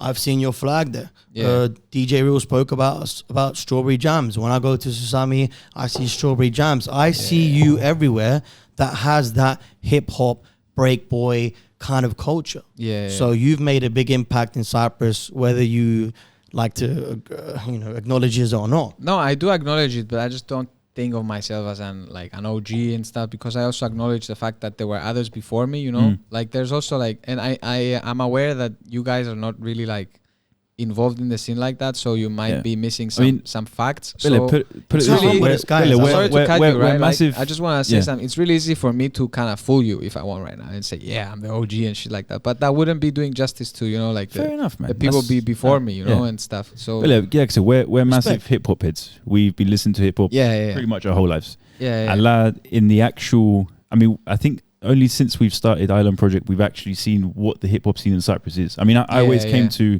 Strawberry Jam events from when Adam, you know, invited me there. You told me about Strawberry event. Yeah. And Alki was freestyling at one of your events. I remember that was a good night, man. That was amazing, good shit. man. Like that was good shit. That I felt so comfortable, so much in my element. I felt like I was with like Mike again in like Bristol, just fucking freestyling and shit. Like that's how comfortable I felt at your event, and I've never felt that comfortable in Cyprus before. Like in that kind of scene. And also coming back from England, you're like, whoa, this is pretty cool, find man. this in Cyprus? This is pretty fucking cool, man. And we've been doing this for 6 years, you know. And we had no idea. We had no idea. As it but came from there's the other, UK. like, I hope there's also other people that's going to listen to this and be like, you know, they're chilling in their house listening to their music, and they know that I can go to a Strawberry Jam and feel similar with other people that, you know, listen to similar music as me. I mean, the whole point is, you know, come and just be open to experience it, you know. We always trying to bring good vibes, you know, and good music, and one of my main when I play music, you know, I want to get people dancing, you know, and grooving and being in the moment, because I also feel it's a very spiritual thing as well, you know, like the party and connecting with, you know, through dance and through music, like if you have common love for the music with someone, you know, like for centuries since the beginning of time, people have gathered around a fire and told stories and danced and done their rituals, you know, fucking drums to do like, you know. It is a very spiritual thing, because I think spiritual in my eyes is the coming together, like going along yourself. It's the complete opposite of being selfish. It's about experience. It's about letting things in, right? And that's basically what you're doing. So connecting people. So that's the thing. So what I mean, not just like, people though. That's the thing. Like just connecting with the moment, with the dance floor, with the atmosphere. Yeah, through music, through the environment, through you know the setting, the people, the vibe, everything. It just create like, and that's the thing. Just feel free. Yeah, and that's what makes you feel comfortable. What makes you feel free, you know, because I think, and it's also like one thing that I found from like productivity books or whatever, you know, whatever you want to call it. They say about, for example, if you're a cactus seed, right? But if I plant that cactus seed into fucking Trodos, for example, right? It won't grow. It won't grow. Why though? Because the environment is not fertile for that specific seed, you know. But if I plant in Nevada desert, then it's fine. Exactly, you know. So the environment, I think, it plays everything has its place. Yeah, everything has its place and where to do, and that's basically what you're creating. So who do you think is making a scene right now in Cyprus? Who do you think, like you said, like we think you're an OG. Who do you think the OGs are right now? Who's taking that responsibility and bringing it forward, like the new generation? Talk to us a little bit about who you think right now in Cyprus is doing the right thing. And helping move the scene. Yeah, helping it grow or helping it move into the right direction. Put it that way. Yeah. The thing also with the right direction, right? It's very, how do you call it? Not contradictory, but define what right direction means. Everyone's got their own concept of what that means. What I feel the right direction is, what I like a lot, is people who just are willing to take initiative, you know, and just have a vision and create it and work on it, and then but also they're not closed, you know, like closed-minded. You mean? I mean, not necessarily closed-minded, but like you know, like tunnel vision, for example, right? When you have your vision, but you're so like that you ignore everything else that's around you in a way, you know. So you do have your vision, but you're open, and then when you're open, like more things come. Yeah, you allow more things to come through, and then like take criticism. Exactly, because you might have, like, for example, like it's also what we said, you know, like when going to uni, you have a different expectation, and then like you go there and you experience it, it's completely different, right? So like, but if you are open, whatever comes, right? And then you have a vision in mind, and you're gonna get there, but you might not get there this way. You might get there this way, you know, like you might sidetrack, but then from sidetracking, you learn something else, and then you bring it back, and then you you And know, it leads like you to the Yeah, destination, It's but a also whole different route. There's Exactly. a lot of ways to get from A to B. exactly, There's a and you know, straight like It's line, never curvy. simple. one It's very never- one very interesting fact that I learned from work from our CEO. He told us this a few times that airplanes, you know, 90% of the time they're going the wrong way, and it's the control panel, you know, from the airport that is guiding them, and then every time they make It's small their adjustments. destination. Yeah, they make small adjustments along the way, So but like every time they make the destination. I'm afraid of flying. So what we doing you with just pilots, said eh? just did not help at all. Okay, I'm sorry. How am I sitting in a tube flying 33,000? Just doesn't make sense. Yeah, but look at it this way. It's too heavy. Every we're going time too fast. We got wings and we're It still here. doesn't make sense. Every time they land, though, It's just and they simulation. and they land, and you pay But for the wings aren't flapping.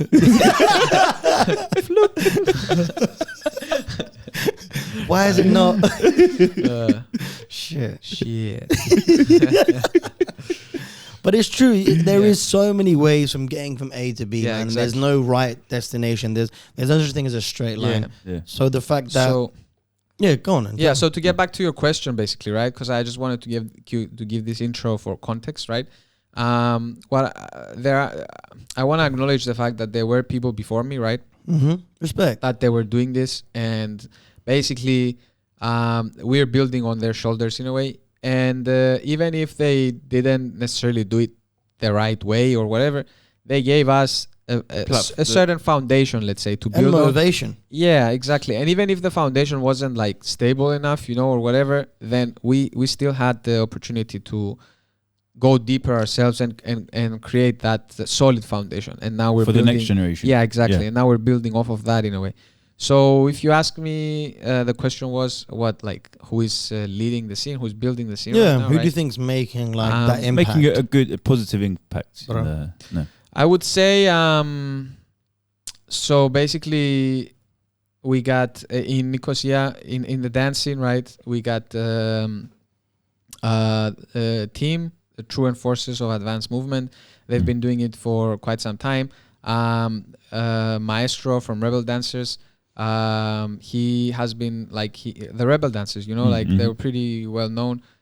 He has had the school for like 30 years or something. Fucking So hell. he had built like something before that, and many dancers came from that, you know. And the same way that I came from Evi School of Dance, I'm no longer representing Evi School of Dance, but I came from that, and I cannot deny it. You know what I mean?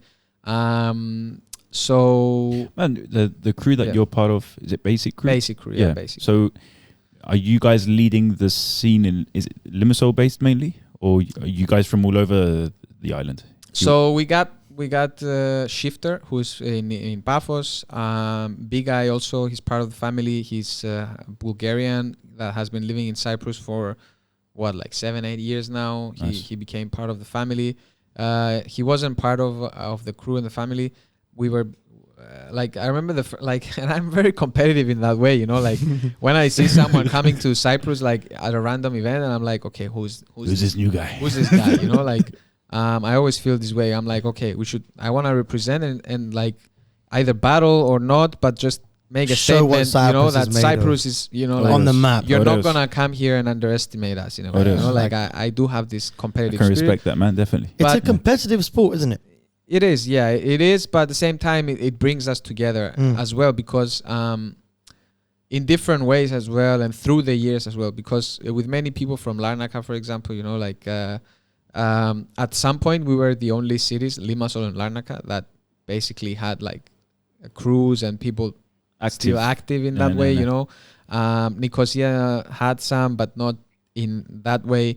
Not in that like and Paphos as well, you know, but and Paphos was more like part of Limassol as well, you know, like with the crew and Shifter and stuff, because we were also going there. I used to teach in Paphos, you know. Okay. I used to teach in Paphos, Nicosia, and Limassol, and I was going like I think Tuesday I was going in Nicosia, then Wednesday I was in Limassol, and then I think Monday or Friday or something I was going to Paphos. And that was to teenagers mainly, or like young? No, young kids as well. Yeah, like Nice. from 6. What was your years age old. group? Yeah, from Yeah, 6 to 17 or Really? whatever. Yeah, I didn't have 17-year-olds, but with some of my students I still keep in touch, you know, and because now I'm living in Nicosia, Even with some that are in Limassol, not as much, because the thing is they're not really like coming to all the events and stuff, you know. But when I was teaching them, I had like contact with them once a week, you know.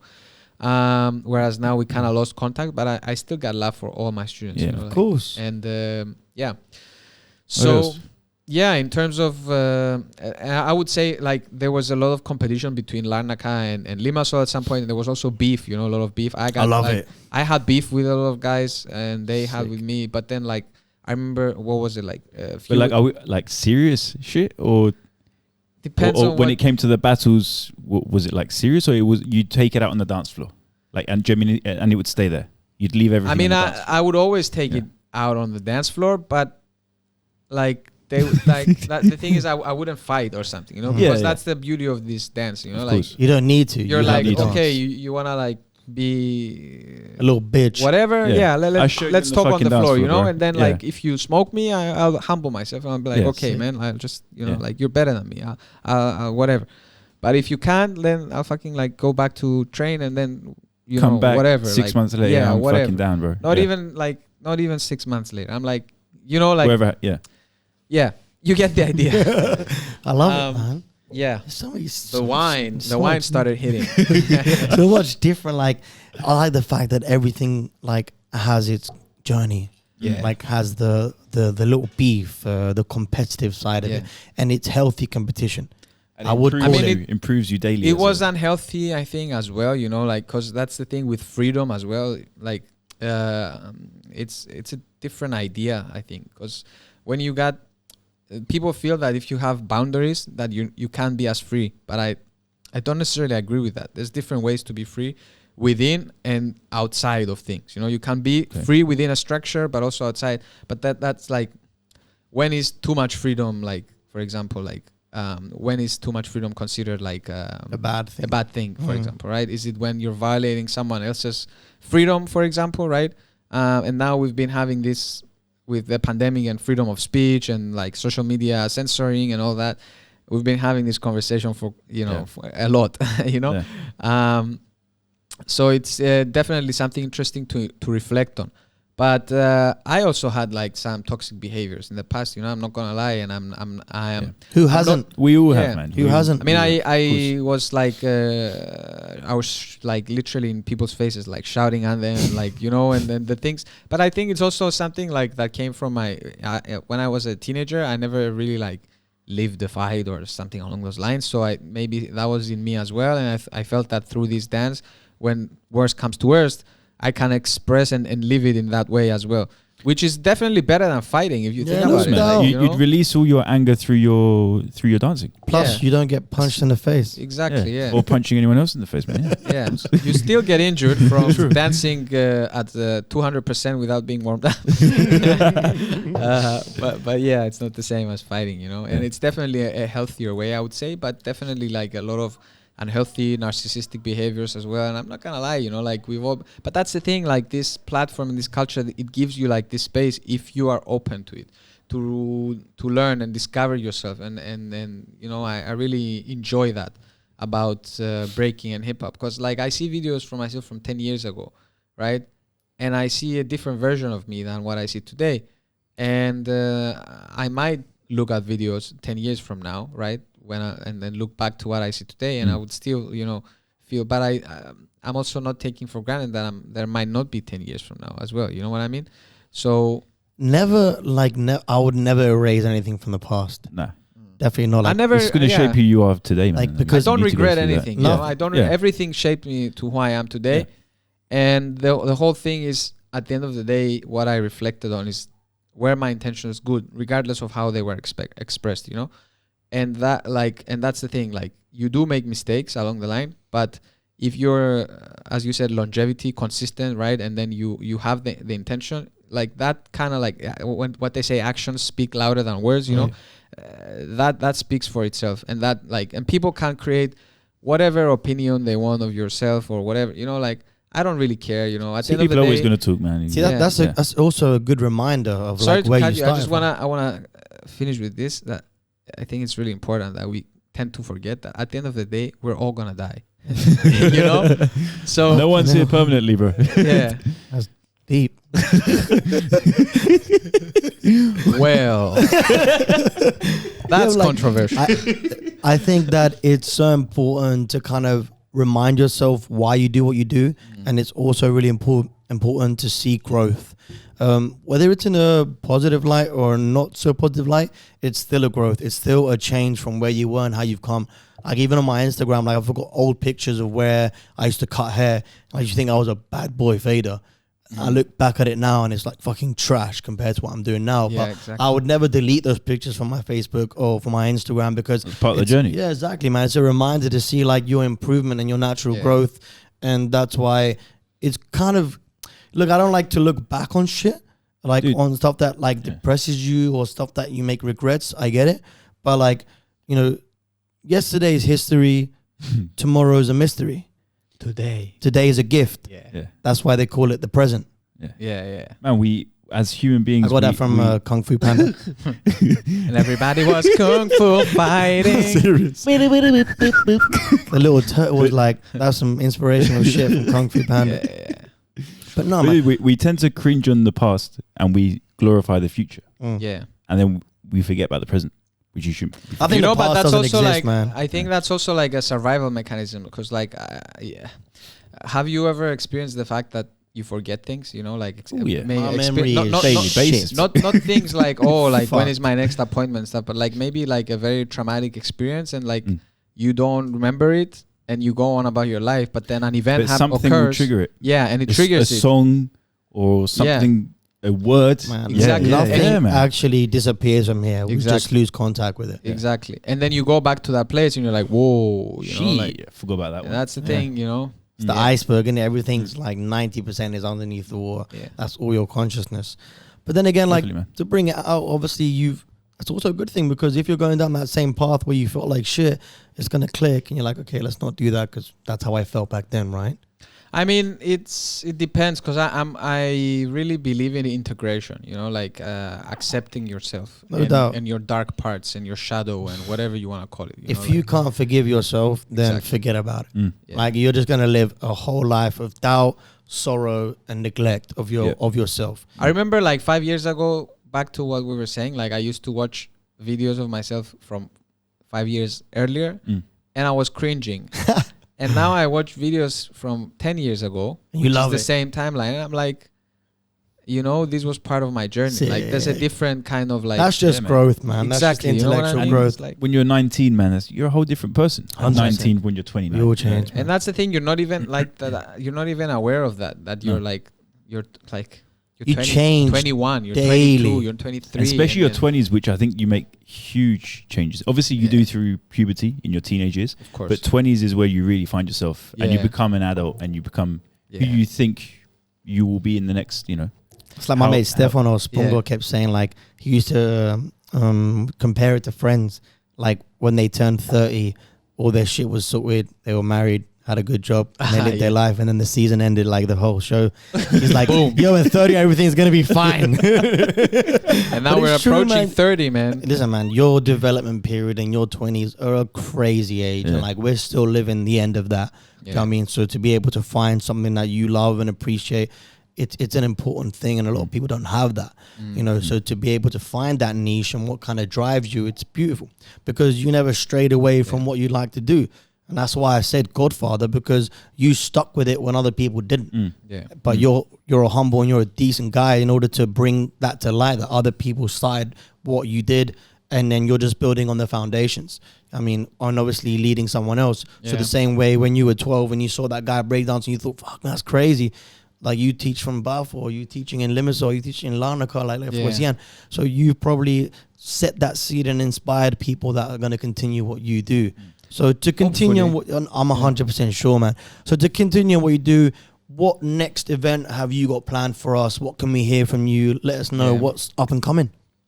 So we got a really huge event coming up. I think it's like the biggest that we've done so far. And it's the biggest challenge as well, you know, like from all sides, that like from the business side of organizing it, from the logistics side of creating it, from all sides, like because that's the thing, like we want to still maintain the identity and the vibe and everything, right? But scale it, and scaling sometimes, you know, like you can scale fast and lose the essence, or you can take it slow and really like organically step by step, you know. And actually I think I'm not sure if this is announced or not, but probably by the time the video is announced, it's probably gonna get published, you know, this will be announced. But also like we're bringing Strawberry Jam now to Afro Banana Republic as well, you know, in what else? The festival. The festival, yeah. I think they're gonna have in Gornos Forest. I think now it's in Yalia in Paphos. This Val's place, I think, right? Very nice. And literally yesterday, you know, like Chris communicated with, and that's another thing that I wanted to say earlier. You know, like you can't mention Strawberry Jam without mentioning Chris. You know, like she's the founder and she's the energy behind it. And I've been supportive. I got involved in it. I am also like bringing myself into it, and I really appreciate everything about it. But I also feel, you know, I think women in hip hop they're very like important as well. And I think they don't get the shine they deserve, you know. And living with one, I think it's really inspiring, you know. So yeah, that's amazing. On that side, yeah. How love you, Chris. Miss you. I'm here 2 hours from home. And I'm still talking about you, you know. Still, after 6 years of being together, still hooked. It is. And I'm drunk on wine right now. Drunk in love. Man, how is it? Don't. Budum.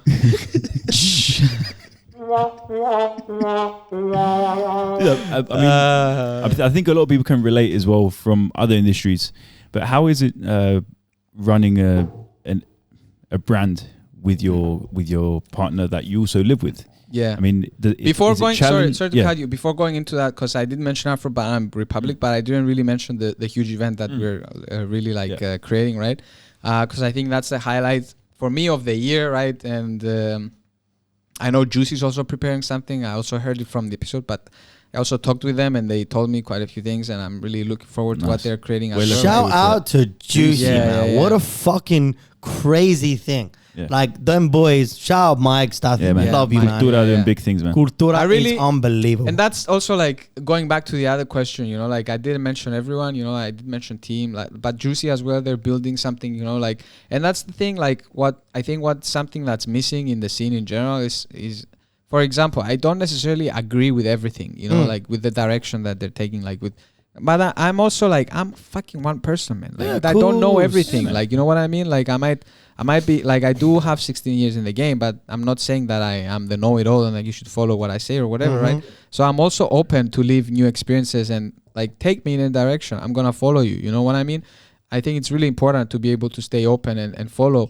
And I really like that, you know, like in the beginning, I've had my reservations about Juicy. I'm not gonna lie, because I'm like, okay, this is something new. Is it gonna be like only rap and like this dark aspect, or are they gonna also like include other things? Are they gonna be more holistic or everything? And so far they have been doing their best, and that's what I appreciate. Very cooperative. You know, I appreciate people doing their best. And them boys being are organized, man. Them boys are organized. They're definitely given a platform to expose, like you said, the 4 elements of hip hop, and they are being very true to what they do.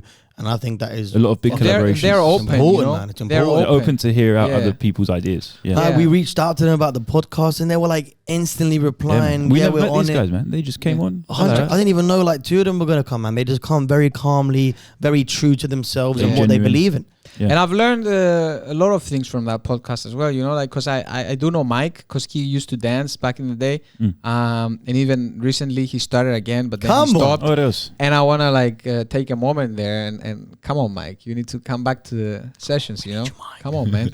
You know, you started, and then what happened? You know, I know you got a lot of work with Juicy. He's having a full conversation with Mike. Mike, you better go back, bro. I love that. But yeah, you know, like even for Stati and Black Flow, like, you know, like Beast. UK drill and stuff, that's not my type of vibe, you know, and you can tell from the music that I dance to and play and stuff. But I still like, you can appreciate when people are honest, you know, they're honest about who they are, and they're just, you know, building their own thing. And I might not necessarily like follow you and be like active in your like lives or whatever, but maybe I can't collaborate with you in some way, and we can build together in other ways. I don't your necessarily whole point, man. have to Bringing be a people fan together, or whatever, bro. you know, like Open invitation. 100%. exactly. Yeah. I really like this approach, you know, and not many people have it here. There's a lot of like beef and a lot of different things. I'm like, what the fuck, man? I'm like, Fuck that shit. I'm turning 30. You think I got time for beef and shit, you know? You got Chris at home. You're on that lovely vibe, that Yeah. family vibe. Like, you don't need that negative shit in your life, man. Yeah, exactly. So surrounding yourself with people that have like not like necessarily the same vision, like you said, there's no right path, but Yeah. a similar vision of where you want this to grow, and that is just to expose your culture, Yeah. making people feel comfortable, and creating something magical. And that's also what they said, you know, like if we come together, we are stronger So together. strong. You know, like And we're I such really a small place. Why have this division? exactly. But I think that's because it's small. I'm gonna add on this subject right now because when a culture is small, they're more likely to stick together. They're more likely to help each other because they know they need each other to grow. I think when something is too big, then there might be jealousy. There might be rivalry. There might be he's doing this way. I'm doing that way. It's better. He's making more money than me. Like, I think it expands. When it expands too quick, like you said, if it's not organic, there tends to be beef. Yeah. You know, because if you're really doing the same thing, like, oh, I'm going to open up a coffee shop. He's doing really well. I'm going to open up a coffee shop next to him. Yeah. Like, there's not that initial connection, but that's okay. Maybe I'm throwing it to a different thing. But what I mean is, I think smaller cultures, when they stick together, can do wonders. That's what I'm saying. But I agree with that, but at the same time, I think there's a time and place for everything, even for beef, even for like. But that's the thing. Like, are you willing to settle beef, or are you just having beef for the sake of having beef? You know, and having problem with everything. That's the thing. You know, because I'm willing to squish beef and just like if you really. And that's the thing. Like sometimes I might like write things on Instagram or whatever in my stories or whatever, and people misinterpret them, and I'm like, I don't give a fuck. You know, It's like your at the end thoughts, of the man. day, you know, like I share. People can and I'm take like, it as they want to if take you really it. want to get to know me, right, and you want to like if you don't know me already, right, if you don't know me from all the years that we've been doing what we've been doing, and that's I'm acknowledging that I've been doing this for, you know, I've been organizing events for 11 years, I've been breaking for 16 years. I'm not throwing it down the garbage, you know, like I know what I brought to the table and what we keep bringing, and at the same time I'm like, fuck this, we got like bigger things coming. We were nowhere where we want to be, and we, you know what I mean, and at the same time, that's the like, if you want to like let's talk, for example, you know, like let's have a discussion, let's have a conversation, let's go to a coffee shop together, and even if we have beef, if you invite me, I'll go and let's talk, all right? If you want to battle, let's do 30 rounds, 50, 100, let's do 100 rounds, right? But what's the purpose of all of that, you know, like To solve it. you know, That's why you're doing what you let's do, solve right? it, you know, To come to a otherwise means to an end. solutions. otherwise Everything. I don't give a fuck, you know, like whatever, you can have your beef, whatever, you can diss me, you can call me whatever, like I ain't got time for that, you know, I don't have time for that. I don't, like there's so many more important things that need to be done and prioritized that, you know, like imagine spending my energy in people, you know, thinking Listen, man, I'm not doing things You the got right your own way, things but to think about, man. but that at the comes same with time- maturity. Exactly. That comes Yeah. with maturity. That comes from your years of experience, Yeah. by being in the game for so long, been there, done that, and seeing the vision, seeing the light at the end of the tunnel, where you need to head to, and everything in the way is just fucking clutter bullshit. And that's coming back to one of the OGs of the scene, because you have that mindset. It's not just because, I've been doing this for 16 years. Okay, great. Maybe some other people have been doing it for 15, 16 years, but they haven't got that same mindset. Whereas you're thinking in a very mature way, a very mature approach. Yeah. D-Prank's a fucking beast. Yeah, man. Honestly, bro. Yeah, whatever. You know, I'm But yeah, it's That's just my opinion. cool. I'm fine with that. Yeah. And even if you don't like me, I'm but still fine with that. but we also love the humbleness, man. Not gonna lie, it's I ain't heard one big up But of it's yourself. a lot of Big people, up yourself, D-Prank. It's humbleness, but Big it's up also yourself. and that's cool, man. it's That's also cool. selfishness as well. Because I'm like, you know, at the same time, I can listen to what everyone is saying, but at the same time, like, you know what, like, You know who you are, bro. You gotta be You know who you are. You know who you selfish bring I to just the wanna table. like, life is simple. You know, gotta like, be selfish sometimes. Sometimes, and You do. you gotta simplify things. Like I just enjoy dancing, you know. Like and when things come along the way, and then they take that joy away from me, I don't want that. So You're trying to I simplify doing what you love. selfish. You're doing what you Simplify love. it. Don't Yeah. overcomplicate it. Yeah, This is what we do. We dance. That's it. Stick Yeah. to dance. We love it. We enjoy it. yeah. We're gonna do something with it. That's it. And that's going back to what I said earlier. If your intentions are good and you know it within yourself, you know, and you're aligned, integrated within yourself with what you want to do, then you got nothing to worry about, and you just move on. And that's the thing, you know, like people might, you know, go their own ways. They might, you know, claim to be this and that, the OGs or whatever. but people who know, and those who don't, The they real don't. ones know. But man. I can't really like spend my time thinking, oh, who knows or who doesn't know. Yeah. Of course, if You you know, know, you know. Yeah, That's I it. know. Yeah. And if I know that you know, then let's come together. Yeah. That's the whole point. Yeah. You know, I know you understand. If you're on the same vibe, let's come together and let's collaborate. build. Let's make You know? something better. Let's build, right? Let's find ways to collaborate. So- it might not be what you have in mind or what I have in mind, but So- let's discuss. Let's So build. your collaboration, how did that lead you to doing this big event then? That's a really Talk to us about the event, man. Like, Yeah. you've got some big names there. As well. yeah. So basically, I've been following these guys. You like that? You like how I turned that into? Yeah, you're good one. Good one. Learning. Yeah. Episode 6. There you go. We're learning, but we're doing it right. We're doing it right. Experience. This is called experience. Experience. Yeah. So thank you for the segue. So basically, talking about collaboration, right? I've been following these guys. Jeremy and Moy and Jeremy, Javi Coro crew, the legendary crew from Texas, you know, the US, and actually Jeremy has been probably one of the first, if not the first. I'm not like, this is the thing with history facts, I know, but like I let them tell their stories. I'm just listening and taking facts. Maybe I should do a better job of documenting and taking notes. But I think he was the first to do air flares, which is like, I'm not sure if you're familiar with the move. It's like the move where you like your legs are in the air and you jump from one hand to the other. You know, Nice. like and he was one of the first. I think actually it was like Pablo from I don't remember the crew right now. Sorry, but yeah, like but they were one of the first to do like consecutive air flares, you know what I mean? And back then that was a big deal. Now they do their move like it's basically like a basic move. But they were game changers back then. Yeah, they were 20. Like Moy has been dancing for 25 years plus, so like 24. We're 2022, so 25 years. That's like in the 90s. So he grew up dancing. He was a teenager dancing in the 90s, and now he's what, like 38 or something, like you know. And he's building this organization called Break Free Worldwide, you know. And I really love the name Break Free, you know, like break free. Like take a moment to listen and really take what that means to break free, you know, and then associate it with what we do with breaking. And through breaking, you break free and you find yourself and you like really, you know, break free of all the, it's like a release of the limits, of all the constraints, of all the labels, of everything, you know. Nice. And the thing is, he started this as a community center, then it turned into a hip-hop school where, you know, like all the 4 elements were there. But just imagine, like, we're at the age where, you know, a few years down the road we're gonna have kids, you know, but imagine kids nowadays, right? And imagine them going to a school called Break Free and having this meaning behind it, you know. Like I think the power and the impact it has and the education behind that, it's invaluable and immeasurable, you know. Like so they created this, and now they're also like, they've been in the business game, let's say, and the organization is like for 10 years now.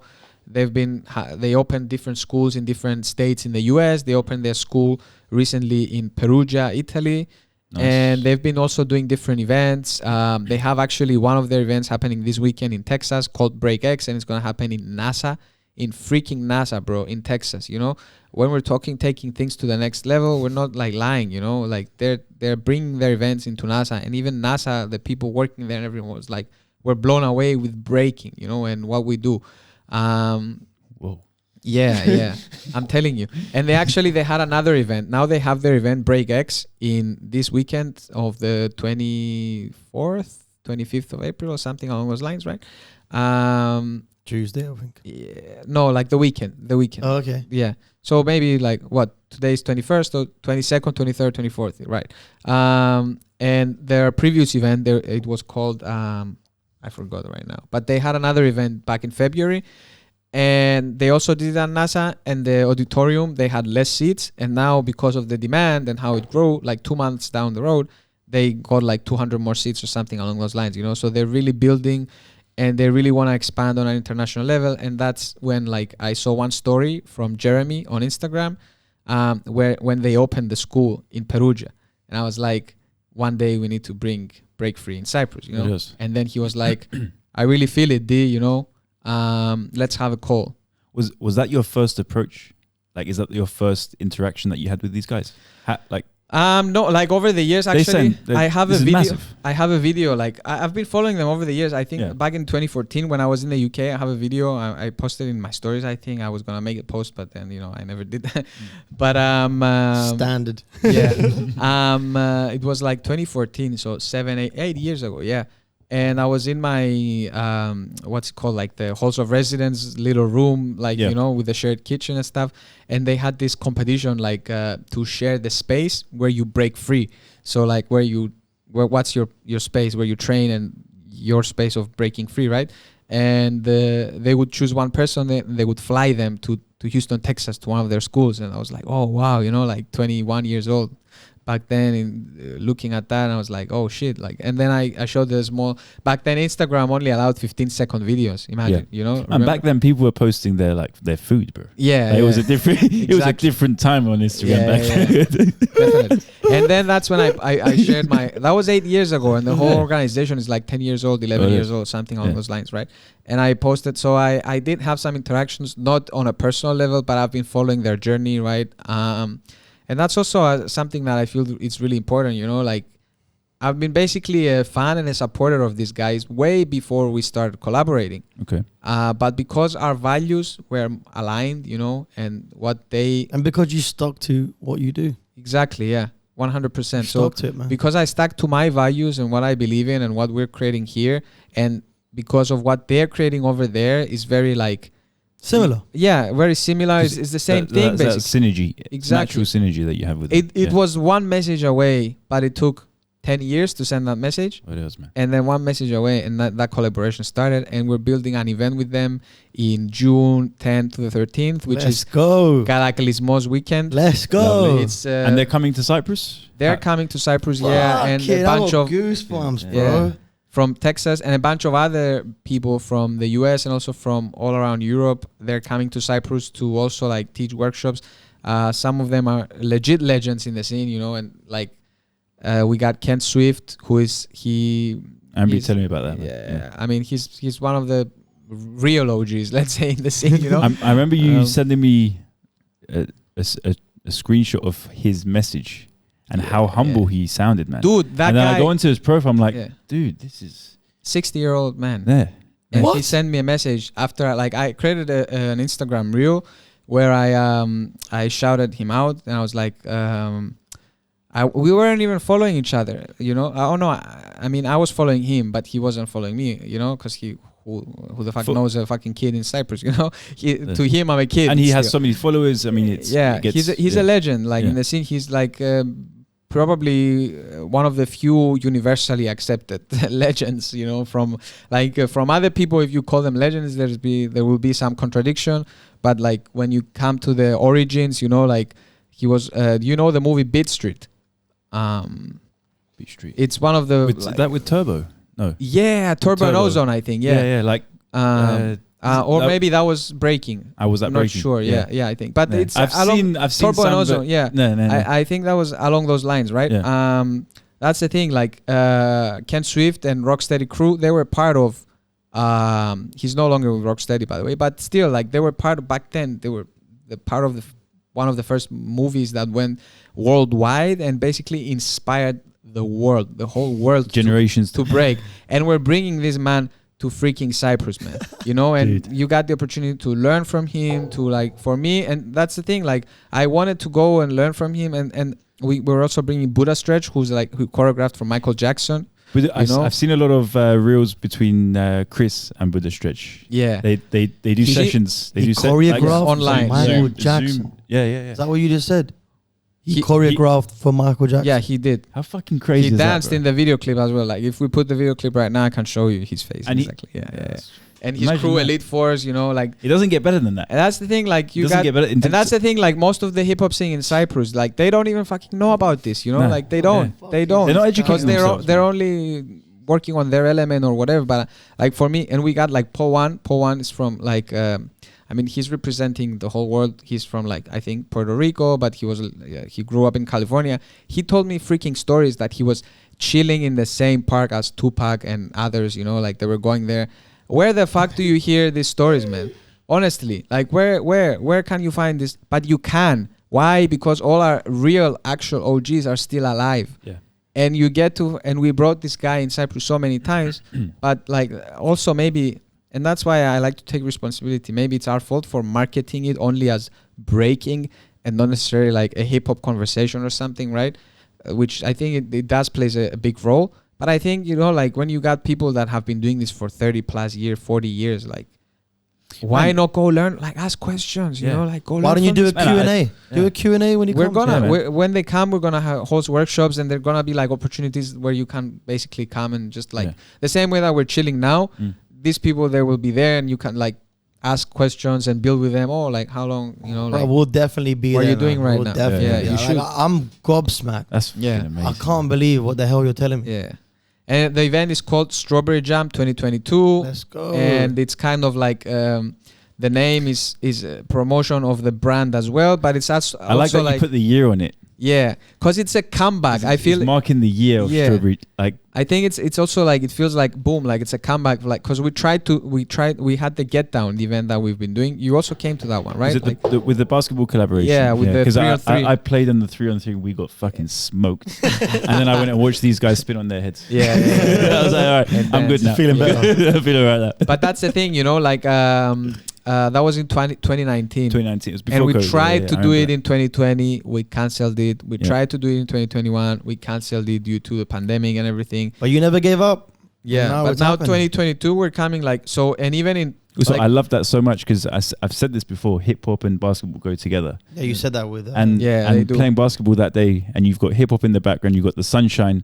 And then you finish and you go to a dance event. It was amazing. Actually, you know, there was Amphitheater, isn't it? Molos Amphitheater. And there's an article, this website called the BBOY Spot. It was led by this guy called Max One, who was like a real leader. But yeah, one article they were basically discussing what the sport of hip hop would be, because they were talking if breaking is actually an art or a sport, right? Because it's going back to what you said about like you can create things with your body. So is it like a sport, right? Or is it an art? And I think it can be both. It can be everything. Yeah, but they had this article. There's a lot of arts that can be sport. I mean, martial arts is a sport. Yeah. And it's an art. At the same time, yeah. But that's the thing, like that you have to have the context of everything, right? In order for it to make sense, right? But one of the articles they were discussing. I think I read this when I was back in the UK or something, right? And I remember it today. That they were discussing what is the actual sport of hip hop, and they were making the argument that basketball was actually the sport of hip hop. You know, and if you take no, MJ's not here today. Sorry guys. Sorry guys. Yeah, next time. Where's MJ? Yeah. But you get the idea, right? And it makes sense. And you know, like even fucking Shaquille O'Neal, you know, like he made some rap songs. You know, like and it's like it's and that's he's DJs that's the thing, now. man. When you're dude, but you know what it is? It's the when you're bouncing it, it goes to the beat. Yeah, it goes to the beat. It's rhythm. It's rhythm. Is everything. It's rhythm. You're basically dancing on a court. Yeah. You guys are on some next level. Yeah. It's a whiskey, isn't it? I love it, man. Dude, you should have more like night kind of freaking like podcasts. We need to introduce this more often. Yeah, but going back to what I was saying, I'm gonna go back to the event. But before that, you know, like talking about Shaquille O'Neal, right? With creating like rap songs and stuff. Why? Like, it's black culture, you know. Yeah. That's what a lot of people don't really like. I think they don't really take into consideration, and that how and what these people went through, you know. And I'm really it's trying. Struggle, it came man. from the exactly. And hip hop was built off of that, you know. Like the first b-boys, they were black people, you know, and then like Puerto Ricans came and everything, and that's why like and other like, and I know I'm not the best person to talk about this. That's why we're bringing the people that lived this, so you can learn from them. I'm learning from them. Yeah, man. I might even fucking take notes. Like I know I have everything here.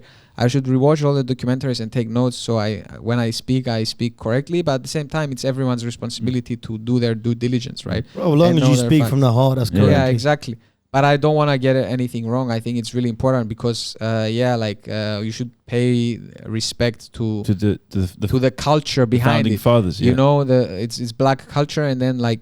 And man, the struggle of the crack epidemic, you know, it was their way of expressing themselves at that time. 400 years of slavery, you know? Yeah. And then you have that generational like ancestry behind it. And then this is their way of breaking out of, one of their ways of breaking out of that, you know? And then like... Dude, Elvis Presley. Yeah. I mean, don't get me wrong, respect to Elvis Presley, but what he did in the 50s and 60s, he basically stole from the black culture, and he made it white, and then it was commercialized. Exactly. That was happening before he was around. Why was that commercialized? Because it became white. Because it was okay to like at the time. Black people were oppressed back then. Yeah. You know, and they separated the clubs and the music and the obviously everything else, the buses, the schools, and he made it okay for white people to listen. But I think many people forget it today, you know, like when they get involved in hip hop and they think they don't understand the history behind it. And not just the history, but like the history is really important, but the history is not just important in terms of understanding like where like each element came from, but the culture behind it, that these people were going through fucking shit. If you see like documentaries from the 70s in the Bronx, you're gonna see buildings burning, man. Have you ever experienced a building in your neighborhood burning? No. The best you can do, it's the same thing and with what's just happening in your neighborhood. I know, like we're going from one thing to another, but right now it's happening in Ukraine, and you get to see all the fucking videos on Instagram, and you become insensitive to them. You know, you see it so much because you see it around, and you're like, but have you really experienced that? You know, and I think it's different living it, man. It's different living it, but like to go back to the main core of breaking, you are like not in the sense of reliving it, but you're showing the struggle. You're not forgetting where it came from, and you're respecting. You're respecting the culture, and you're bringing it to light. And by also breaking, you're also bringing to light the history. So it's not just doing something. It's not just a dance. It comes with a whole lot of baggage, a whole lot of culture, responsibility, And I do really believe that is what you're bringing to the island of Cyprus.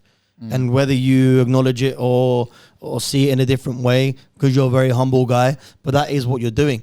Like, you're doing something that no one in Cyprus has done. Like, I mean, no, others have, like, that's the thing, like, others are doing, and but we're always pushing to take it to the next level, and that's the thing, you know, like, we're trying to, like, I am competitive, even in event organizing, you know, like, I really want to support all the events in Cyprus, but at the same time, like, I know that the Cypriot scene is very small in that way. So at the same time, I'm like, you know, like if we want to have this many events on the island, we really need to scale the scene and have as many people to support it.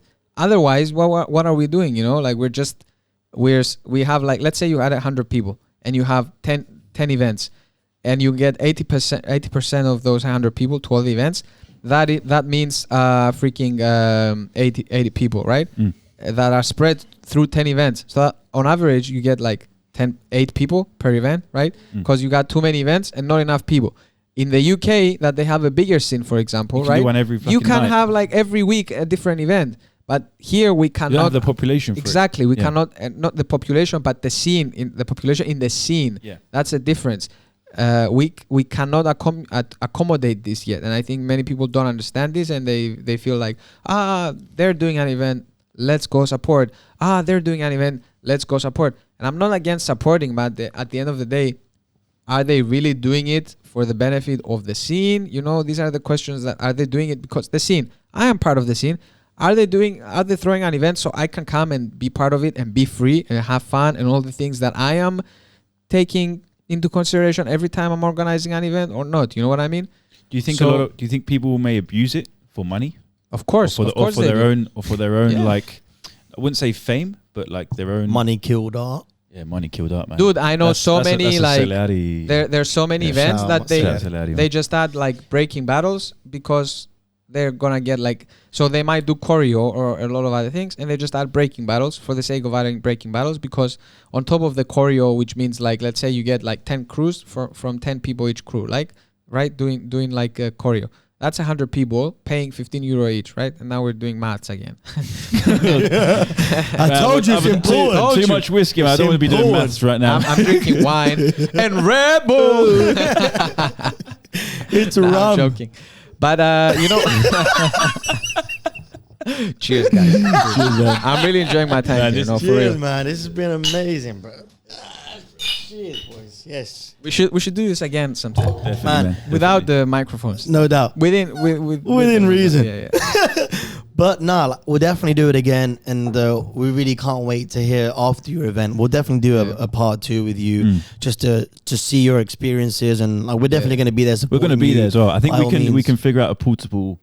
Yeah, man, we can take this wherever you want. Yeah. So we want to be there. I mean, and just speak to people, bro. we do have vendor spots or like open like for sponsorships and stuff or collaborations. We can find a way to like. 100%, I would really like, and that's the thing. Like this event that we're creating, like we're gonna have people from France, from Italy, from UK, from Israel, from Greece, like from all over Europe, even from the US. That we as an organization for the event, we're bringing around 20 people that we're basically liable and responsible for.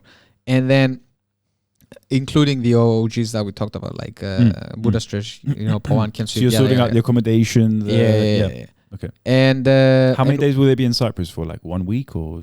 I'm not sure because we haven't booked the flights yet.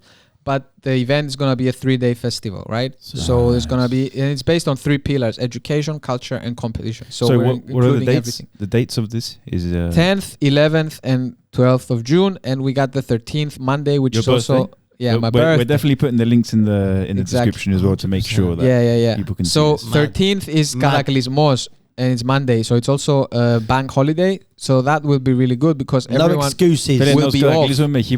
Yeah, exactly. And you can get to chill with these people. That's what we want to do, like bring an organic experience apart from the workshops and everything, Yeah, meet them, talk with them, ask questions, learn more, get Q&As, man. Yeah. Let's let the people's voice be heard. Maybe we can even, I was thinking about it, maybe we can bring some people here, like do an episode or something. Or maybe you can set up there or something. We can set up there. We'll make it easier for you. You've done so much already. Like we'll do our part coming to you. You know what I mean? No problem. We'll but like the Q&As, man, let the people make the questions, ask what they want to do. Because like you said, the people who do this for money don't even know where the culture probably came from, man. They're just adding it in there for that. Whereas that's why you're doing, when I said something different, I'm going to say it again, because yes, other people are doing it, but not the way you do it. You're individual. You haven't stopped, mate. For the true love of it. For the true love, man. And that is inspirational. And yeah, man, we are gonna close the show. Unfortunately, we're gonna come to an end. We're gonna touch on a little bit more subjects just before we close. But yeah, man, it's just been inspirational having you here, mate. Me too. Really, I really enjoyed being amazing, man. It really has been. We're like, really looking forward to this. I don't want to cut it short, but like, there's so much more we got to say. But let's save it, man. Let's bring it back on episode 2 with you. And yeah, man, anything you want to end the show on, or let us know little sneak peeks and stuff. I just wanna give more love to my crew, Bassick, because I didn't give them enough in this episode. 100%. Like I really like. We've been together for maybe 11 years now. I love that you call them family as well. Yeah. They are family. They're my second family, and they're the family you choose. Yeah, exactly. And it's not all sunshine and rainbows, but we're still here. We're still like building, through dark and through thin and thick and everything, Strawberry Jam. Shout out to my girl Chris Didas, Shout out Chris. Shout out Chris. Actually, Buddha Stretch is one of her mentors, and that's how we're bringing him here, and like all of the things. That's the thing, like through collaboration and I never answered your question, like about the quick one about the working with your partner. Yeah. It's very challenging, I'm not gonna lie, because especially like right now we're like, she's still teaching dance, I'm working from home, and especially through like the pandemic and everything, I couldn't even freaking go to a freaking coffee shop to work unless I had a slave pass. I've never heard it called a slave. Brilliant. It's a slave pass.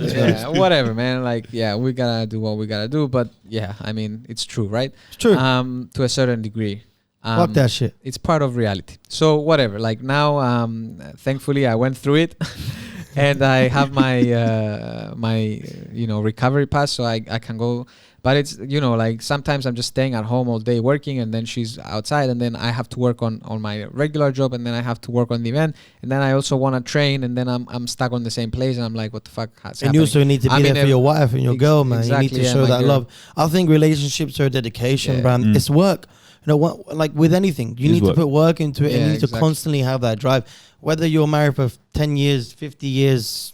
We're not married. It's not all Don't get me wrong. You know what I'm saying? Yeah. But like with any relationship, like you got to put work into it, man. It works both ways. Of course, 100%. And like you said, like women have a huge role to play in hip hop. Yeah. We didn't touch enough on that. We didn't. We'll touch on it second episode, man. There's so much to talk about. We'll talk a lot about that. We're definitely bringing Chris on this, man. 100%. We're definitely bringing Chris on this. Yeah, man. Yeah, we should come together. Also, my brother Sharky, I really believe he has a lot to say as an artist, and has a lot of knowledge. Many people from my crew, I'm not gonna lie, but I'm a really this guy. He has helped me enough, but also as an artist, just by seeing him dance, you can understand that he thinks differently, and that he has a certain. And even when you conversate with him, and you can see he's on a different level, bro. He's on a different. He's in his own zone. Exactly. See, whenever I think of women in hip hop, I think like Aliyah. Aliyah. Yeah. Aliyah. How many people mention her in every single bloody song? That's how much of an impact. Man. Rip. She's like the Tupac of the female version in my eyes, and Biggie. Yeah. You know what I mean? Yeah. But listen, man, shout out Bassick. Anyone that you haven't even mentioned, I know they know that you've got love for them. Yeah. We have a limited time. But honestly, I'm gonna go back to it. You are an inspiration. I'm gonna say again, you're the fucking godfather of what you do, man. You're a fucking OG. That's gonna be in the link. It's gonna be godfather right there. That's the kind of title I'm giving you. Take it or leave it. It's all good. Okay. It's fine. How are you so humble? I love it, man. It's cool, man. Such a genuine geese, man. It's been a fucking pleasure having you on the show, man. Damn! Thank you for ladies and gentlemen. Thank you for being here, I really appreciate man. That's been episode 6. Long time coming. Island Project with the godfather of hip hop himself. It's been deep, Frank. It's been an inspiration having you. Thank you, brother. You're making such big changes on the island, man. And we're humbled to have you on the show, and we cannot wait to see what you bring to the island, man. Thank you, Mike and Alki. I appreciate you both, yo. Nah, man. We're looking Island Project. Island Project. Yeah. Episode 6. Coming out with the intro. Yeah. It's been amazing, man. It's been amazing. I can't believe half the shit this guy said. It's unbelievable. I'm mind blown. We need more time. For a couple of days. We do need more time. Yeah. Make it short. It's too long. We can't. Fuck off. Don't watch it in one sitting, guys. Don't watch it in one sitting. Guys, listen, watch as many things as you want. We love you. Thanks for tuning in. Peace, everybody. Shout out to everyone that's been on the show so far. Episode 6. Have a good night. Yeah. We love you. Cheers. Ciao. Cheers with an empty glass of wine. Yes.